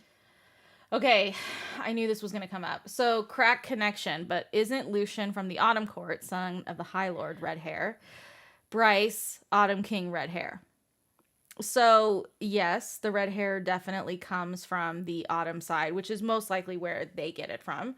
However, Bryce's shade of red is very different than the shades of red of the other members. So, probably that's just due to the thousands of years in between whatever ancestor connected them. And then the split off because I don't think the Autumn King has always had red hair. Like that king position has always had red hair. So that would be Bryce has my- wine red, and the Vanceras have molten metal yeah. red. There's the difference. Okay. Well, we talked about the Star Sword and Gwydion. I'm for this theory, which is that Rhys's last name is Moonbeam. I'm holding out hope I for would that. love that. I would absolutely love I'm that. holding out hope. I don't think it'll happen, but I'm holding out hope. Like I just think it's Darling. no. You guys heard that theory, right? Yeah. Though, right? Yeah. And that he's been calling her Feyre darling the whole time, and like I love that theory. I mean, it's cute, but Moonbeam. I just don't think he'd be embarrassed if his last name was Darling. He Rhys would is use such. it. He would be like, "Oh, that's so cool that my last name is Darling." Yeah, So exactly. is it your tie to Fenris? Is that why you want it to be? Yeah, because Fenris can winnow, and so he's one of the only few that can winnow from Throne of Glass. And so I always loved the idea of it being. I don't think so, but like I would just really, really love it. Oh yeah, Brandon Galathinius, he had red hair. He did. He had a dark red hair, like a Nyctos red, you know? Okay. Someone just said they loved that Therion kissed Bryce and that Hunt laughed. I would agree. There were so many funny moments like that, like the kiss, Ethan interrupting when they were having sexy time, like That's Ember, medically unsafe. Ember Bring being the fire like, sprites. Yeah. Like in Room Coming The Home. fire sprites were so cute. the cheerleaders, like, yeah, You can buy those legally, right? yeah. And then what was it? Ember when she was like, "Is this just a ploy to get Hunt to confess his love to you?" He chokes on his coffee or Yeah. whatever. Like those are just, this is why this book was so good, because she had so many of those incredible lines, which I feel like have been missed in some of it. So yeah, it's been a good time. How do we feel about Ember? I feel like she hated the veneer so much it might hurt Bryce. I feel like Ember saying she hates half of her daughter. I don't think that's true. I think she's more concerned about the safety of her daughter and the world that she's entering into. It will be very interesting because one thing that did surprise me, which it shouldn't have, was this plot around Bryce becoming queen. And like that opens up a whole can of worms in itself, and is very interesting. And I do think Ember, it's those things that I think worry Ember, of like her human daughter who she raised as a human taking on, the fairy queen of the Valbara. Like that I think kind of freaks her out. I also think Yeah. Ember and Bryce's relationship is too tight Yeah. for Bryce to be that insecure about. Yeah. What do we think Ember's reaction is going to be when she realizes her daughter is like not even? Oh, she's gonna be pissed. It's gonna be great. I can't wait. Honestly, cannot wait. What's her? I am blanking on her husband's name. Randall. Randall. I knew it was an R. Randall He's gonna be like, Silvago. how do I get off this planet? And get her? Yeah. I love Randall. I He's really gonna, like like, rent a come rocket back. ship. She's gonna Yeah. like come back to Midgard and her mom's gonna be standing there like, Bryce Adelaide Quinlan. Don't ever, ever again. Exactly. Okay. Do we think there's a bloodhound or a firebird in Throne of Glass or ACOTAR? 100%. Yeah, 100%. I think they're both in Throne of Glass. It's got to be somewhere. Yeah. Could Amryn be a firebird? Technically, we but she was. talked about it. Didn't they call her a phoenix though? Yeah. Well, which is a It was a bird of fire. firebird. Right. Yeah. No, I absolutely. Well, and I think her bloodhound side, like specifically Danica's, which that was a surprise, but specifically Danica's Yeah. whole like bloodhound thing, that definitely comes from the Throne of Glass Fae. I have a question. I forget the girl's name. In ACOTAR, who did Katie cosplay when we were in Nashville? Wasn't she a phoenix? Oh, are you talking about Vasa, who's the Yes. firebird queen? Yeah. Mm. Hers Yeah, came from a she does curse. shift into a firebird by Yeah. day. Yeah. Hers I was supposedly like, came from a curse from Who's the Crochet one? though. But that's like the Swan Lake. Yeah, it's a curse. Right? Yeah, Mhm. but I don't It know. could We've still. seen it, She but is I called don't a like- firebird. Yeah. They call her the firebird queen. Yeah. Okay. Yeah. Okay, was anyone else mad that Rune wouldn't let Lydia communicate to his mind at the very end? Okay. I have thoughts. So sad. So I wasn't mad Mhm. because I can understand he is processing. He's Yeah. processing much like Sarah, will you hold up Queen of Shadows, please? Thank you. Much like Elide and Lorcan, like that whole situation where she's basically like, I want to understand how I fell in love with somebody who could be that. Like that's what he's going through. He's having his Elide moment where he's like in love with Lydia / Lorcan, and like he's processing. Okay, you can put it down now. So he's processing this now. Him literally like mind blocking her and her yelling his name on the other side while also having this like stone face Mhm. in front of him absolutely gutted me. I was not okay. I was just like, Mercedes, I want you to be Someone said probably a stupid idea, yeah. but could Rowan be a bloodhound because he always detected what Lysandra was? Honestly, I don't even care. That's a stupid theory. In my head, that's true. Like, I love it. because That's magic. he was constantly going around saying that. Yeah. Is it ever mentioned? No. We don't really go into the wolves, except we know that there is a wolf tribe in Terracent, and we know that there was fae shifters of all kinds in the southern continent, and they fled.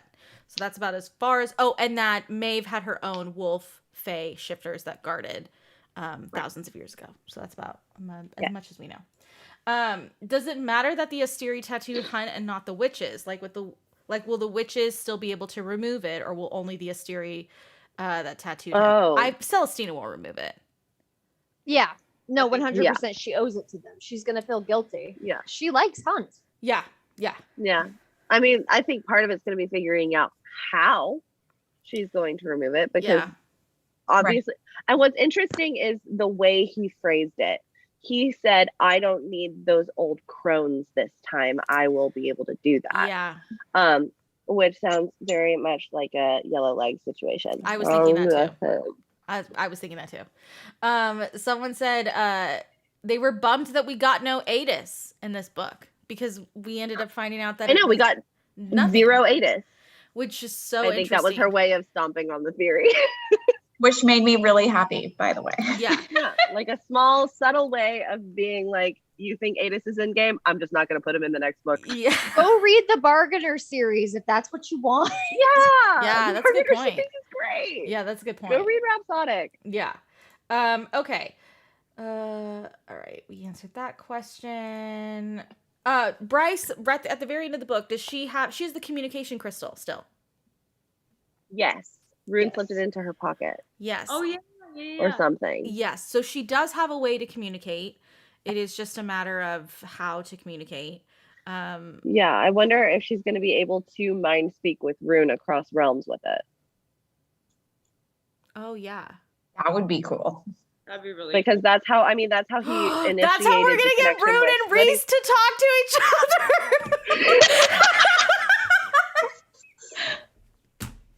Oh my god, that's gonna be so cool. I'm sorry, I haven't shared that one yet. I didn't even think about that. My bad. I haven't shared that one yet, guys. Sorry. I didn't even think about that. I'm sorry. I should have told you. What if Rune has the tattoo, the halo tattoo? Yeah, now that might be the issue, but maybe because if she can't speak to Rune, maybe because that crystal has already been used to connect to Lydia, maybe she's able to speak to her. Yeah, I was gonna say maybe Lydia. Yeah, let's let So she Lydia and won't be Aelin tattooed. talk to each other. We're gonna have so much fun with this book, y'all. We're gonna have so much I don't fun. think they'll tattoo Rune either because Rune's powers are just kind of as compared thought to about that everybody too. else's. I But thought also about that too. well, they I think it's more about don't- controlling. They only tattoo the angels though, right? Like I don't think anybody No, else. they tattoo Vic. Yeah. Vic was a wraith. Huh? Sick. That's right. Yeah. But are we And, yeah. gonna go rescue her? By the way, like it seems like that Believe was me, happen. Ashley, I swear to God, it's all I think about. I'm like, Maybe we the ocean team Yeah. can help with that. like I just don't understand. Like, I really thought we were gonna she was gonna come back this book. Like, I really, especially with all that time in the ocean. Like, I was waiting for us to come across her box. No, she's a last minute addition to she's gonna come in clutch. I promise at some point. It'll be like the whole Bryaxis situation in Aquawar, I bet. Sarah, are you seeing this? What? I'm looking at a Daddy Apollyon coming to claim Hunt and rescue him. I'm and somebody telling said you. underneath it, Okay, "Explain." listen. I need to just clarify this because I'm going all in on this right now. Like I'm all in. So for anyone that doesn't know, I have this theory, and I had it since book 1, that the Star Eater Apollyon is Hunt's father. And the reason there's a few things, and like I'm gonna try and like make it very quick. But essentially where this came up from was I was reading Earth and Blood, but I was skipping around. So I just so happened to be reading certain things at the same time that made me connect this. The first one was the very first time Hunt is introduced. It's in Isaiah's point of view, and Isaiah brings up, even after all the hundreds of years he's known Hunt, he still has this instinct inside of him that he views him as like a predator, monster, killer, which I was like, why would another angel view another angel? Like that something's not clicking. Then I went forward to the temple scene in Earth and Blood where Rune talks about Luna's temple, the horn, the Star Eater, blah, blah, blah, blah. Then you fast forward to when they're in the gallery and Rune is going through the textbooks and he's talking about the Star Eater. It clicked to me that this whole Star Eater trying to, like, Apollyon trying to get the Star Sword and, like, kill the Starborn line, like, it's so similar to some of the things that happened with Brannon and Elena and like all of that in Throne of Glass. And then it was all the players in the game come back all these, hundreds of years later, blah, blah. And how poetic would it be, because it didn't happen in Throne of Glass, for it to be the person who is from the lineage of Apollyon, instead of trying to kill the Starborn line, he's trying to save it because that's his mate. And so it just made sense from that point of view. And then when you go and you read the epilogue and they're talking about it, it continues to make a little bit of sense, especially because it didn't seem like the brothers in Hell were very close, but they knew each other. Also, Adis's view of Hunt also kind of indicated to me that he was from Hell. And then when we got Sky and Breath, and one of the first things is Apollyon goes into Hunt's mind in a pocket realm, people, which by the way, the last time we saw a pocket realm was in Kingdom of Ash. There had to have been some sort of blood connection, because for anyone who doesn't remember, the only way Aelin was able to enter that pocket realm was she went with the King of Otterland, because it was a blood lineage. So there's that. And then the second time he talks to Bryce, but it's during this full moon thing. And like, it was very important that obviously it's his son's mate. So he's trying to communicate. So I'm going all in on Apollyon being Hunt's father. I just need a DNA test at this point. What about Thur though, and the lightning? Yes. I think Thur is someone from Hell, which would explain why Hunt has that lightning powers. I think Thur is a red herring. Yeah. And I think that Project Thur might be about Hunt. Because it said he was bred. Yes. Yes. So Yes. I feel like whoever Thur is, he had the power. So I think that I think it's Thur's power that Hunt has.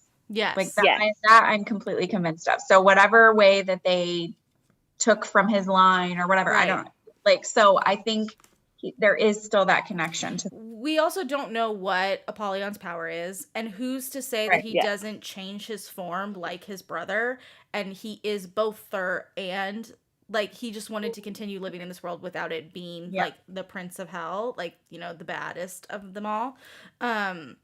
Especially because his mother was like, wasn't she like a maid? Like she was someone that was very like low born of angel. Yeah. So they may not have realized what occurred there.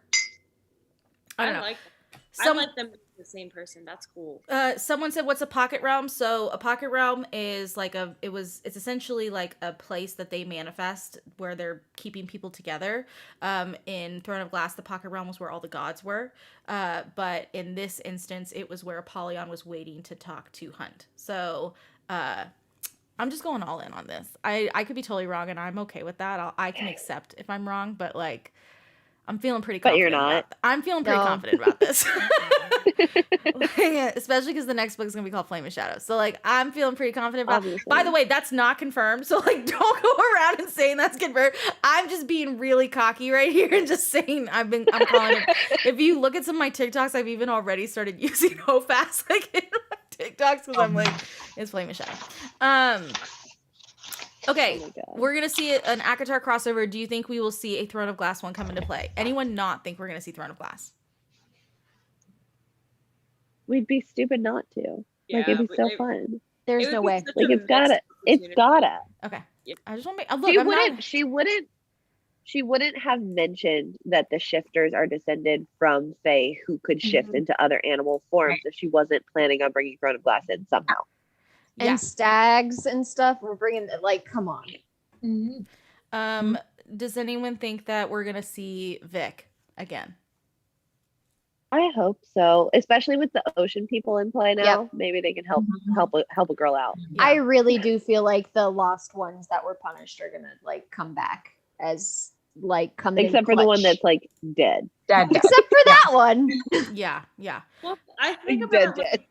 like I Except think for the of crucified ones. Blade, like that was so much like foreshadowing, Mhm. and I really think that that's just gonna be like a character who's gonna pop up, even if it's just for a little bit, is just gonna come later. Yeah. Yeah. Okay, someone said, can we please talk about Ethan on the table?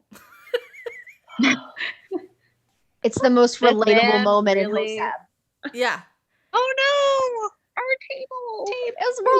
I would absolutely fucking. Everybody's like, I'm Bryce, I'm Rune, Izzy's Ethan. Izzy's Ethan playing with the sword, jumping on Yeah. the table, going through a friend's bathroom. That's me. I also really loved the fact that Bryce didn't really even flinch over the fact that the table was broken. Yet, God forbid, blood get on the couch because she said that multiple That times. couch. That It's a white couch. Yeah, you can't mess with the couch, people.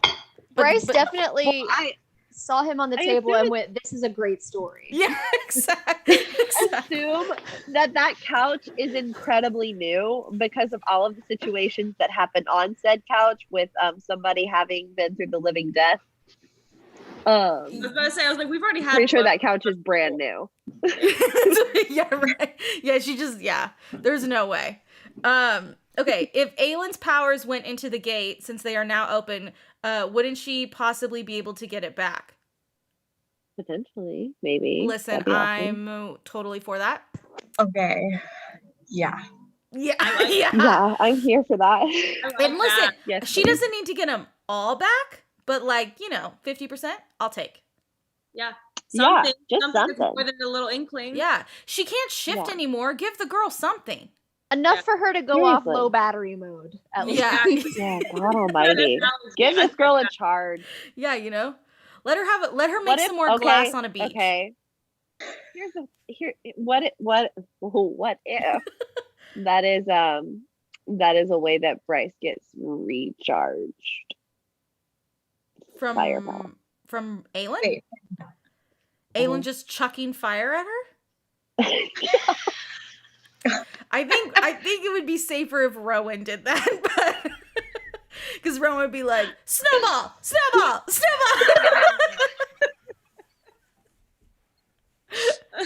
This, my friends, is where we get the annual snowball fight tradition from. Just that. Just Rowan. Oh my God, Rowan should join the snowball fights because he Yes. he would win.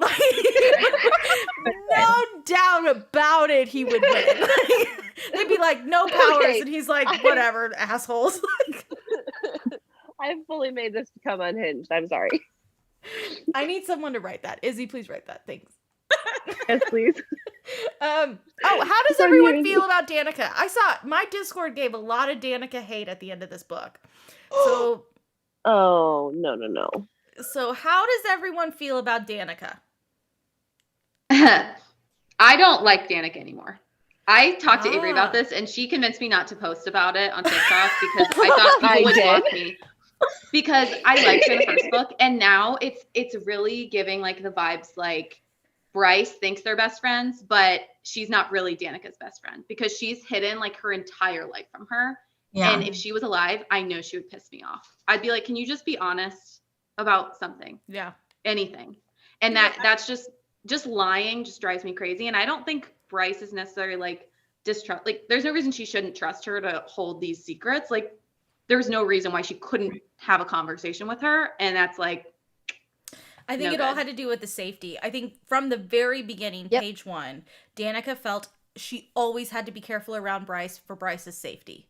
And it wasn't that she didn't trust her. It was more like, I don't want to tell her to put her at risk, when the reality was it probably wouldn't put her at risk that Yep. much, that she's not already at risk Yeah. of. And I think that's what makes it so frustrating, is I do think she genuinely yeah. had a friendship for her, but I think that it's ridiculous. Ashley M created such like a perfect character of Danica in book 1 that Danica eventually had to have some type of fatal flaw. And I really do agree. Like, I think along with the safety of keeping Bryce safe, I think Danica wanted to keep the situation contained and safe as well. It's not that she didn't trust her. She just didn't want like anything out until it was confirmed and everything was set. And then she could be like, Bryce, look what I found. Well, think about from the moment we meet Danica, she's like, you better hang on to that necklace. That necklace is going to protect you. Let me pay for this apartment. This apartment's safer. Okay, if you Yeah. can't pay for this apartment, let me pay for this insurance and security. Her top priority has always been protecting Bryce. But I So feel while I like- think her secret keeping is ill-advised, I think that it was with good nature. Yeah. I feel like it gave me like, I don't know, like one of the things I love the most about the first book was the friendship, right? And like this whole aspect of like how strong Danica and Bryce's friendship was. So by the second book, it kind of felt like it was shedding like a negative light on that. Like it wasn't as strong when you find out all these things that Danica kept from her. Now, that's not saying that I don't think that by the next book, it's going to all come together and it's all going to be redeemed and everything's going to be great again in terms of Bryce and Danica. But the thing that really kind of rubbed me the wrong way was the mate thing. How she kept back seeing being Yeah. her mate Yeah. from her. That Yeah. one seemed kind of Well, strange. she did know how Bryce felt about mates.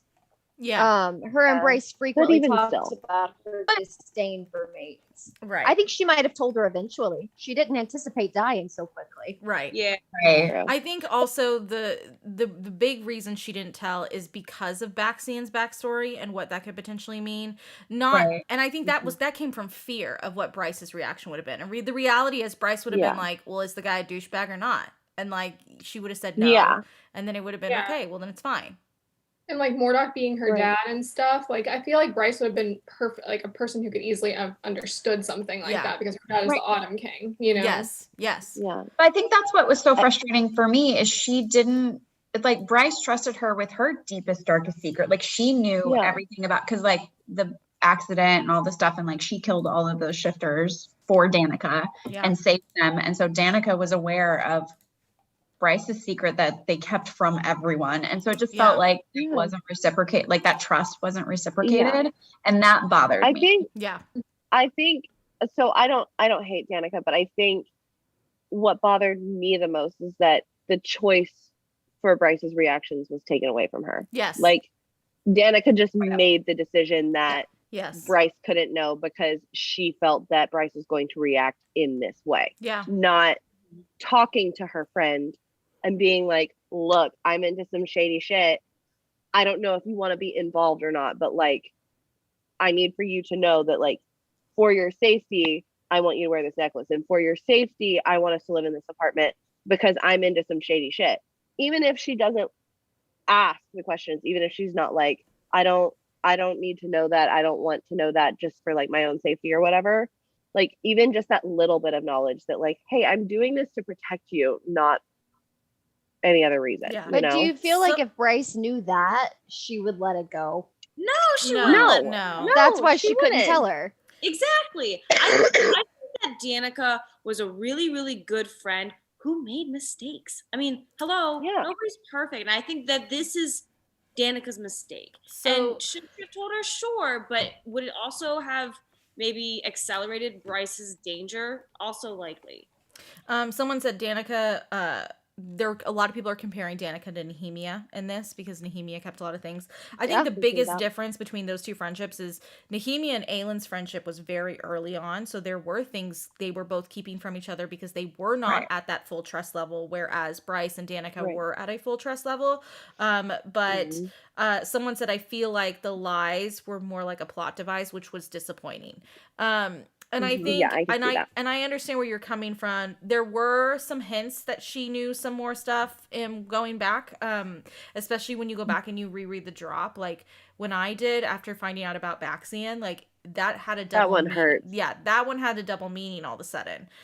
So I do think, for me personally, like she's dead, so there's not really a whole lot like we can argue in her, and allow her to defend herself, but.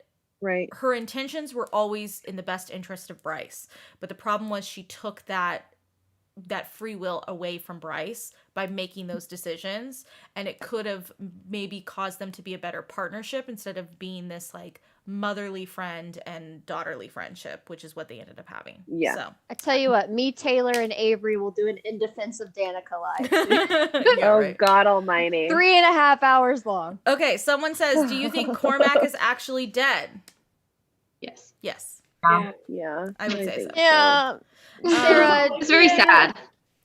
I texted Sarah I was obsessed with him, and then literally 2 pages later, she died. Yeah. Oh. Do you think there? Well, that happens to you consistently. Yeah. It does. Do you think there will be it is a trilogy, or do you think we'll see more books? So she has for sure said that this last one is like the last one of this trilogy. But I think she may pull an ACOTAR and do more books. I was gonna say she might do an ACOTAR situation where like she does like a novella and maybe a spinoff. If I'm gonna be honest though, I think she's gonna wrap it up, and I think she's gonna go back to Throne of Glass. Please and thank you. I would like I would Throne of like Glass. some more elaboration. I would like some more elaboration on and then he did. I would like some more elaboration on We need some more information on where some of these couples ended up. Because the world of Throne of Glass is so on hold. Like, it is so on hold that it indicates to me that one, they're definitely in this next book, and two, there is a lot more she wants to tell. And so if she wraps up Crescent City in a way that she's happy with it, great. Let's go back to Throne of Glass. I think well, and you don't give me Sarah. I don't think that's what's gonna happen. No, I'm being serious don't give though, me... because like the World of Throne of Glass is so on hold that it's not even complete, and a lot of people have always wondered why. And then all of a sudden, this book came out, and it's clear indication that there are unfinished stories she wants to share. And I think, like how this, I think we all think, this Crescent City book is going to potentially open the door for the next ACOTAR book. It is also going to open the door for the next Throne of Glass book.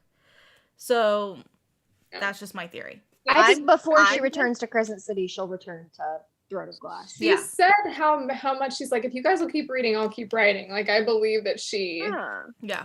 I mean, ACOTAR's next. Don't get me wrong. Yeah. An ACOTAR book is next. 5. But yeah. But a Throne of Glass book is, if I had to take some money, once we get this Flame and Shadow book, I bet it's coming. You don't write a maybe between a king and a witch queen and leave it at that. No, you do not. That's something you don't do. I'm just saying, No, Fenris is a good opening for that, because he just travels around, and let him figure it out. So, okay, how do you think Hypaxia is going to react to Celestina selling everyone out to the Asteri? I think She's not going to take it well. She's Yes. not going to take it well at Not all. gonna go. Incredibly level-headed, like the queen she is. Right, exactly. I completely agree. And then arrange for a rescue. Yeah, we need an Elaine book first. Don't worry, I don't think the Throne of Glass book is going to suddenly shift all these ACOTAR books. I think they are top priority, but I'm just throwing out. Yeah, my 2 cents. we need an Elaine book next. We'll get started. Okay. Look, see, if we get an Elaine book, then everybody can just shut up about her. Like, Right. it'll be over. It'll be done. Yeah. That's true. Do you? Oh no, I'm not even gonna answer that. Okay, it's about Karen M. You already did. Yeah. Oh, this is my favorite question. Oh God. Do we think we will see Aelin pregnant? I hope so. Please and thank you. Oh. Or like already with kids. Yeah, Also already an with option. kids would be good. Okay, well, hate that. here's the thing. You said a year has transpired, Sarah, per your prediction. I really do not see Aelin immediately getting with child Listen, after Kingdom of Ash. I didn't either. With Oh. Miss Feyre, and then all of a sudden she popped out a kid. Bro. In That like is fair. 150 pages, by the way. Yeah, It was like- so like just She prayed to the cauldron for her womb to be fertile. so I'm just saying it would not surprise me either way. You prefer ACOTAR 5 first or Crescent City 3? So is anyone here mad that you're not getting your ACOTAR book next? No. We even really, is it? I'm not Okay, mad. okay. I I'm not like mad, them I'm both. sad. Is the thing. Yeah. No. Okay. So I think I'm I sad. think based on the ending of Crescent City 2, if you had asked me prior to Crescent City 2 and Yes. told me that Crescent City 3 was immediately after, I would have been pissed. Same. However, Yeah. with this ending, I need to know how that connection happens Yes. before I really care about the next couple in the ACOTAR series. Like Yeah. Yes. we all know where my OTP is. We all know where it is. However, this altered the timeline slightly. Yeah. The reader in me needs Crescent City 3 next. The competitor in me needs ACOTAR 5 next. Yeah. But I just need I'm I not would be mad. fine I'm with, just like- sad. Like I'm just yeah. sad. I'll trust the process, but I'm just really Yeah. sad. But I'm I would be looking okay. at the So stuff from Crescent City 3, like we're gonna get obviously interactions with the inner circle. I'm excited to then. So once Bryce goes bye-bye, I'm excited to see those interactions from the point of view of ACOTAR characters as it grows into ACOTAR Yeah. 5. Yeah, I completely think- trust the process. Yeah, trust the process. I think you what know?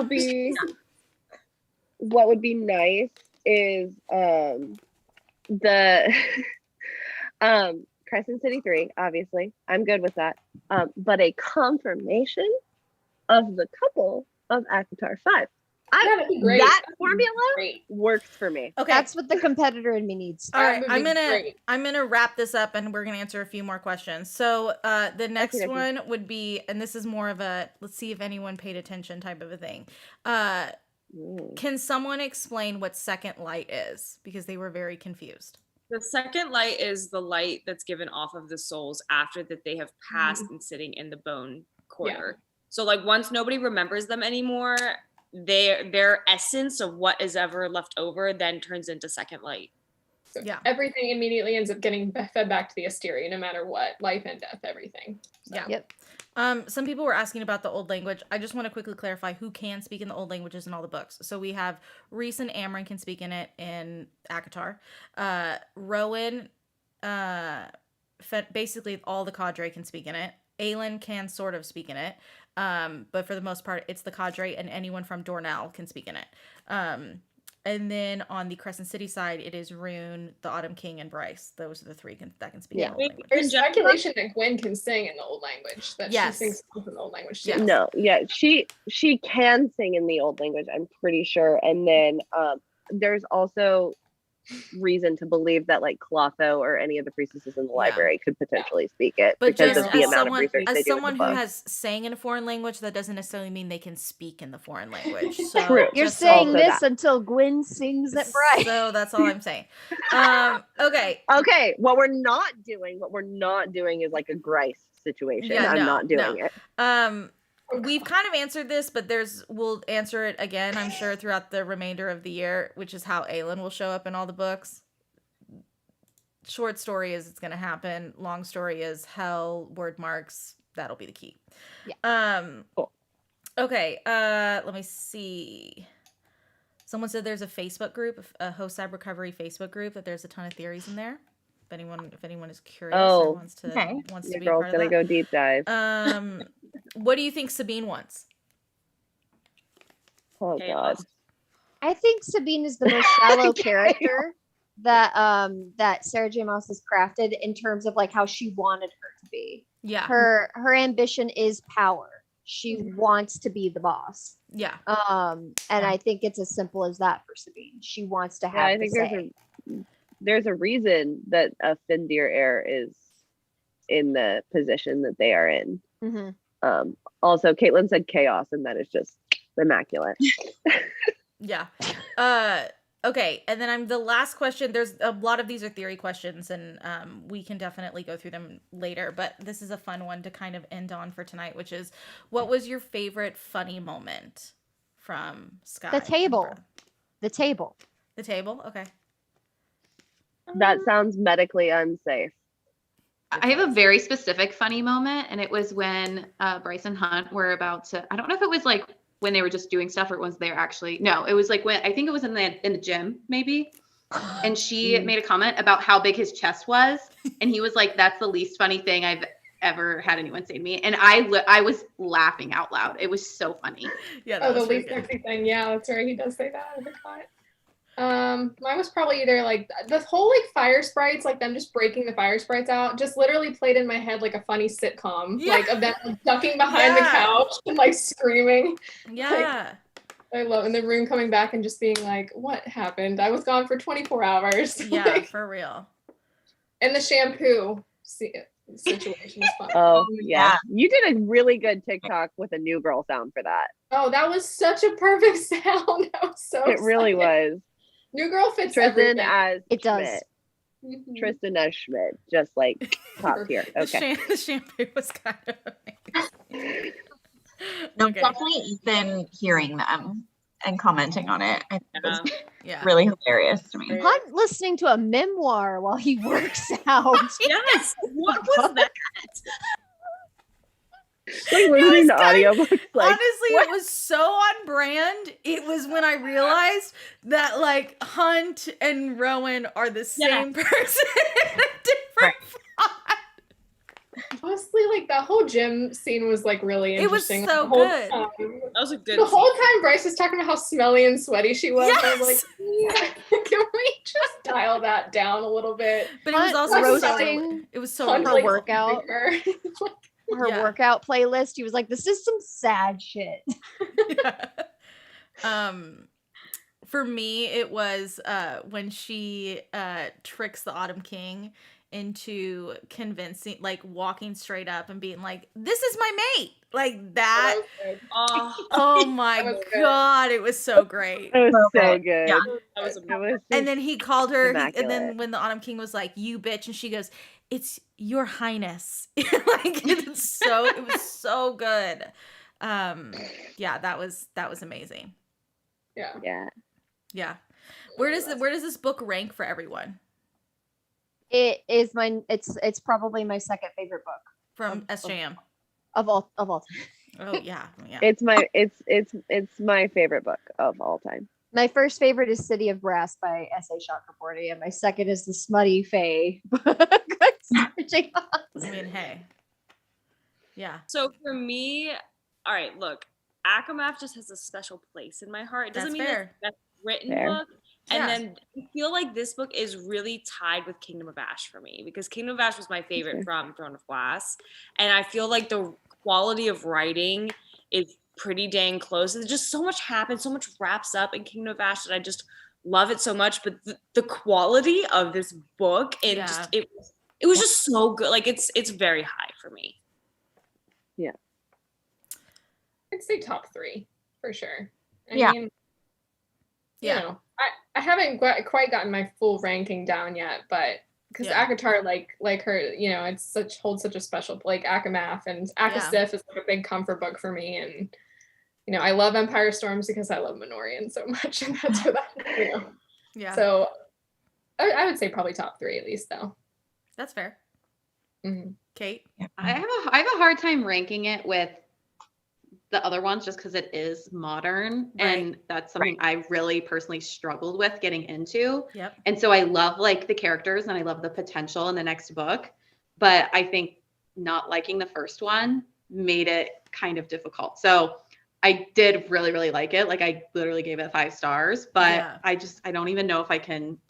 It's 2 different things. It's kind of like how I have like fantasy book boyfriends and contemporary book boyfriends, Yeah. and I just can't. I can't put them They don't- together. Yeah, that's fair. Yeah. For me, it's ranked pretty high. If it's not tied with Queen of Shadows, it just barely beats it. So just because Queen of Shadows is like so good. Pretty good. Going off what Kate said, as somebody who DNF'd the first one, I think I had the opposite sort of emotion, was like, I really was just so about the first Yeah. one that I love this one, that I guess I got to boost it. Yeah. Yeah. The other thing too, I just want to, before we like totally sign off. So I know. I don't think Ashley. Did Oh, you Ashley. say? Yeah. What'd you say? Oh, well, I agreed. I feel like probably top 3 or 4. I love Queen of Shadows. I love Empire Storms, Kingdom of Ash, Akamath. Like, they're so good. Like, and it is, like Kate said, I think it is really hard. I totally agree with you, because I don't tend to like contemporary books. They just don't. And so I struggled with the first one the first time I read it. And I was like, what is all of this technology and all these things? I'm like, it was very jarring for me. Like, it wasn't the worlds that I was used to her building. And I really enjoyed it much more the second time around rereading House of Earth and Blood, and that because I appreciated, I think, all the details a lot more. And then I felt like this one just blew everything out of the water. Like, I loved the detail. I loved the world building. Like, Sarah was making fun of me when I just saw her, because most of my tabs are all like world building moments or like information about characters, because I was paying attention to all of those little things. And I love when you can dig into that with a book. Like, it's so much fun, because you can have conversations like this more. So the other thing too is, before I totally sign off, a big question I know that is coming out, because we're now seeing people come out of the woodworks and they're like, what order should I read all of Sarah J. Maas books in? So I would recommend you read Throne of Glass first. You just knock them all out. You can choose how you want to read those. I have my specific reading order, which is disagreeable to Sarah J. Maas's reading order. We can have that conversation another time. Then I recommend ACOTAR. And then I recommend Crescent City. But if you want to get a little spicy, you could do ACOTAR up to Frost and Starlight, and then do Crescent City 1, and then Silver Flames, and then do Crescent City 2. So that is if you want. Which is how I'm going to read them. Yeah, I think that's how I'm going to read it too the next time around. But we are, I mean, it's kind of funny anytime I felt this way with Silver Flames. Like, it was this weird like slump. Like, you know, where we all just were kind of waiting for the next one. This one, I feel like there is so much information that we probably have time to discuss. We are in talks to figure out what that will look like for the next year, 2 years until the next one comes out. So we will let you guys know, because this is not the last time we're talking about this book by any means. This was just us to scratch the surface and give initial thoughts. So.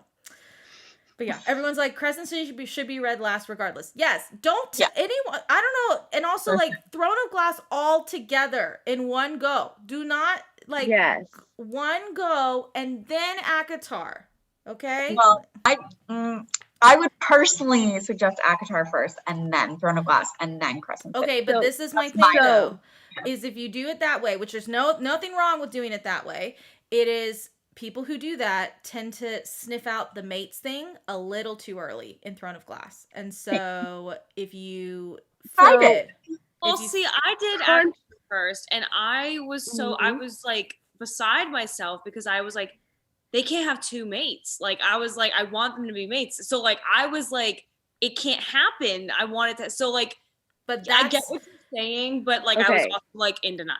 But that's also why it's better to not do ACOTAR, because you had that thought. Okay. We'll agree to disagree. Hear me out. Yeah. Hear me out.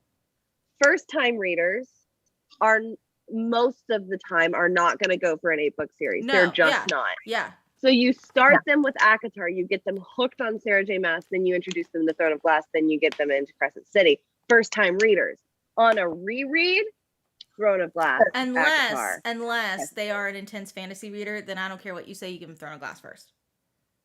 Fine. I had no idea Throne of Glass existed. ACOTAR was my first Sarah J. But Maas. I'm saying that now, so that that way, you know, people ask, regardless of which one you do first, you always do Crescent City last. So don't tell someone, oh yeah, you could read Crescent City. No, they need to read both of them before they even touch Crescent City. Unless you want to DNF Crescent City. Yeah.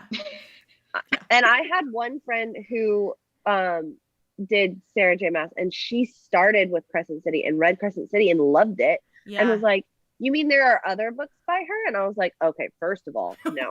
And so then I sent her everything. And she's the one who's been like messaging me, because she's on I think she just finished, or she's in Tower of Dawn right now. Okay. She's doing the tandem read. So she basically texted me and was like, so I've got Sky and Breath. And I was like, no, you don't. You have to finish Kingdom of Ash first. Sorry. Yeah. And she was like, wait, what? And I was like, sorry about it. You got to finish Kingdom of Ash first. Yeah. I think regardless, it's a much more rewarding experience if you've read both of those series and then you go into Crescent City. Regardless of the way that you decide to read those, I know I'm of the minority in book talk. Everyone else is like loves ACOTAR and wants everyone to read ACOTAR first, and that's fine. I just disagree. My friends ask. That is the way we do it. But well, thank you guys for hanging out and chatting. I really appreciate it. Avery and Kate and I will be back on Thursday for the Crown of Gilded Bones and a Shadow in the Ember recap And a site. and a site. So we're gonna be, which I'm really excited to go back and read a site. That's gonna be so fun. I'm like a I site. still have to read that one. Oh yeah, you definitely have to read that You one. have to read it. You gotta read that. You have 10 days. Someone lied to me. They told me I didn't need to read it to read War 2 Queens, and now I'm hearing Read it. They straight up lied to you. Have Yeah. to need read to it. They read it. straight up lied to you. Yeah. Yeah. That's not. Yeah, no. Taylor, Okay. you got this. All right. Well, I'm gonna go ahead and end it. You guys can stay on. I'm just gonna go ahead and end it. So, bye, friends. bye. Bye, guys. This one. Is he actually leave? Is he like actually? Yeah, she just left.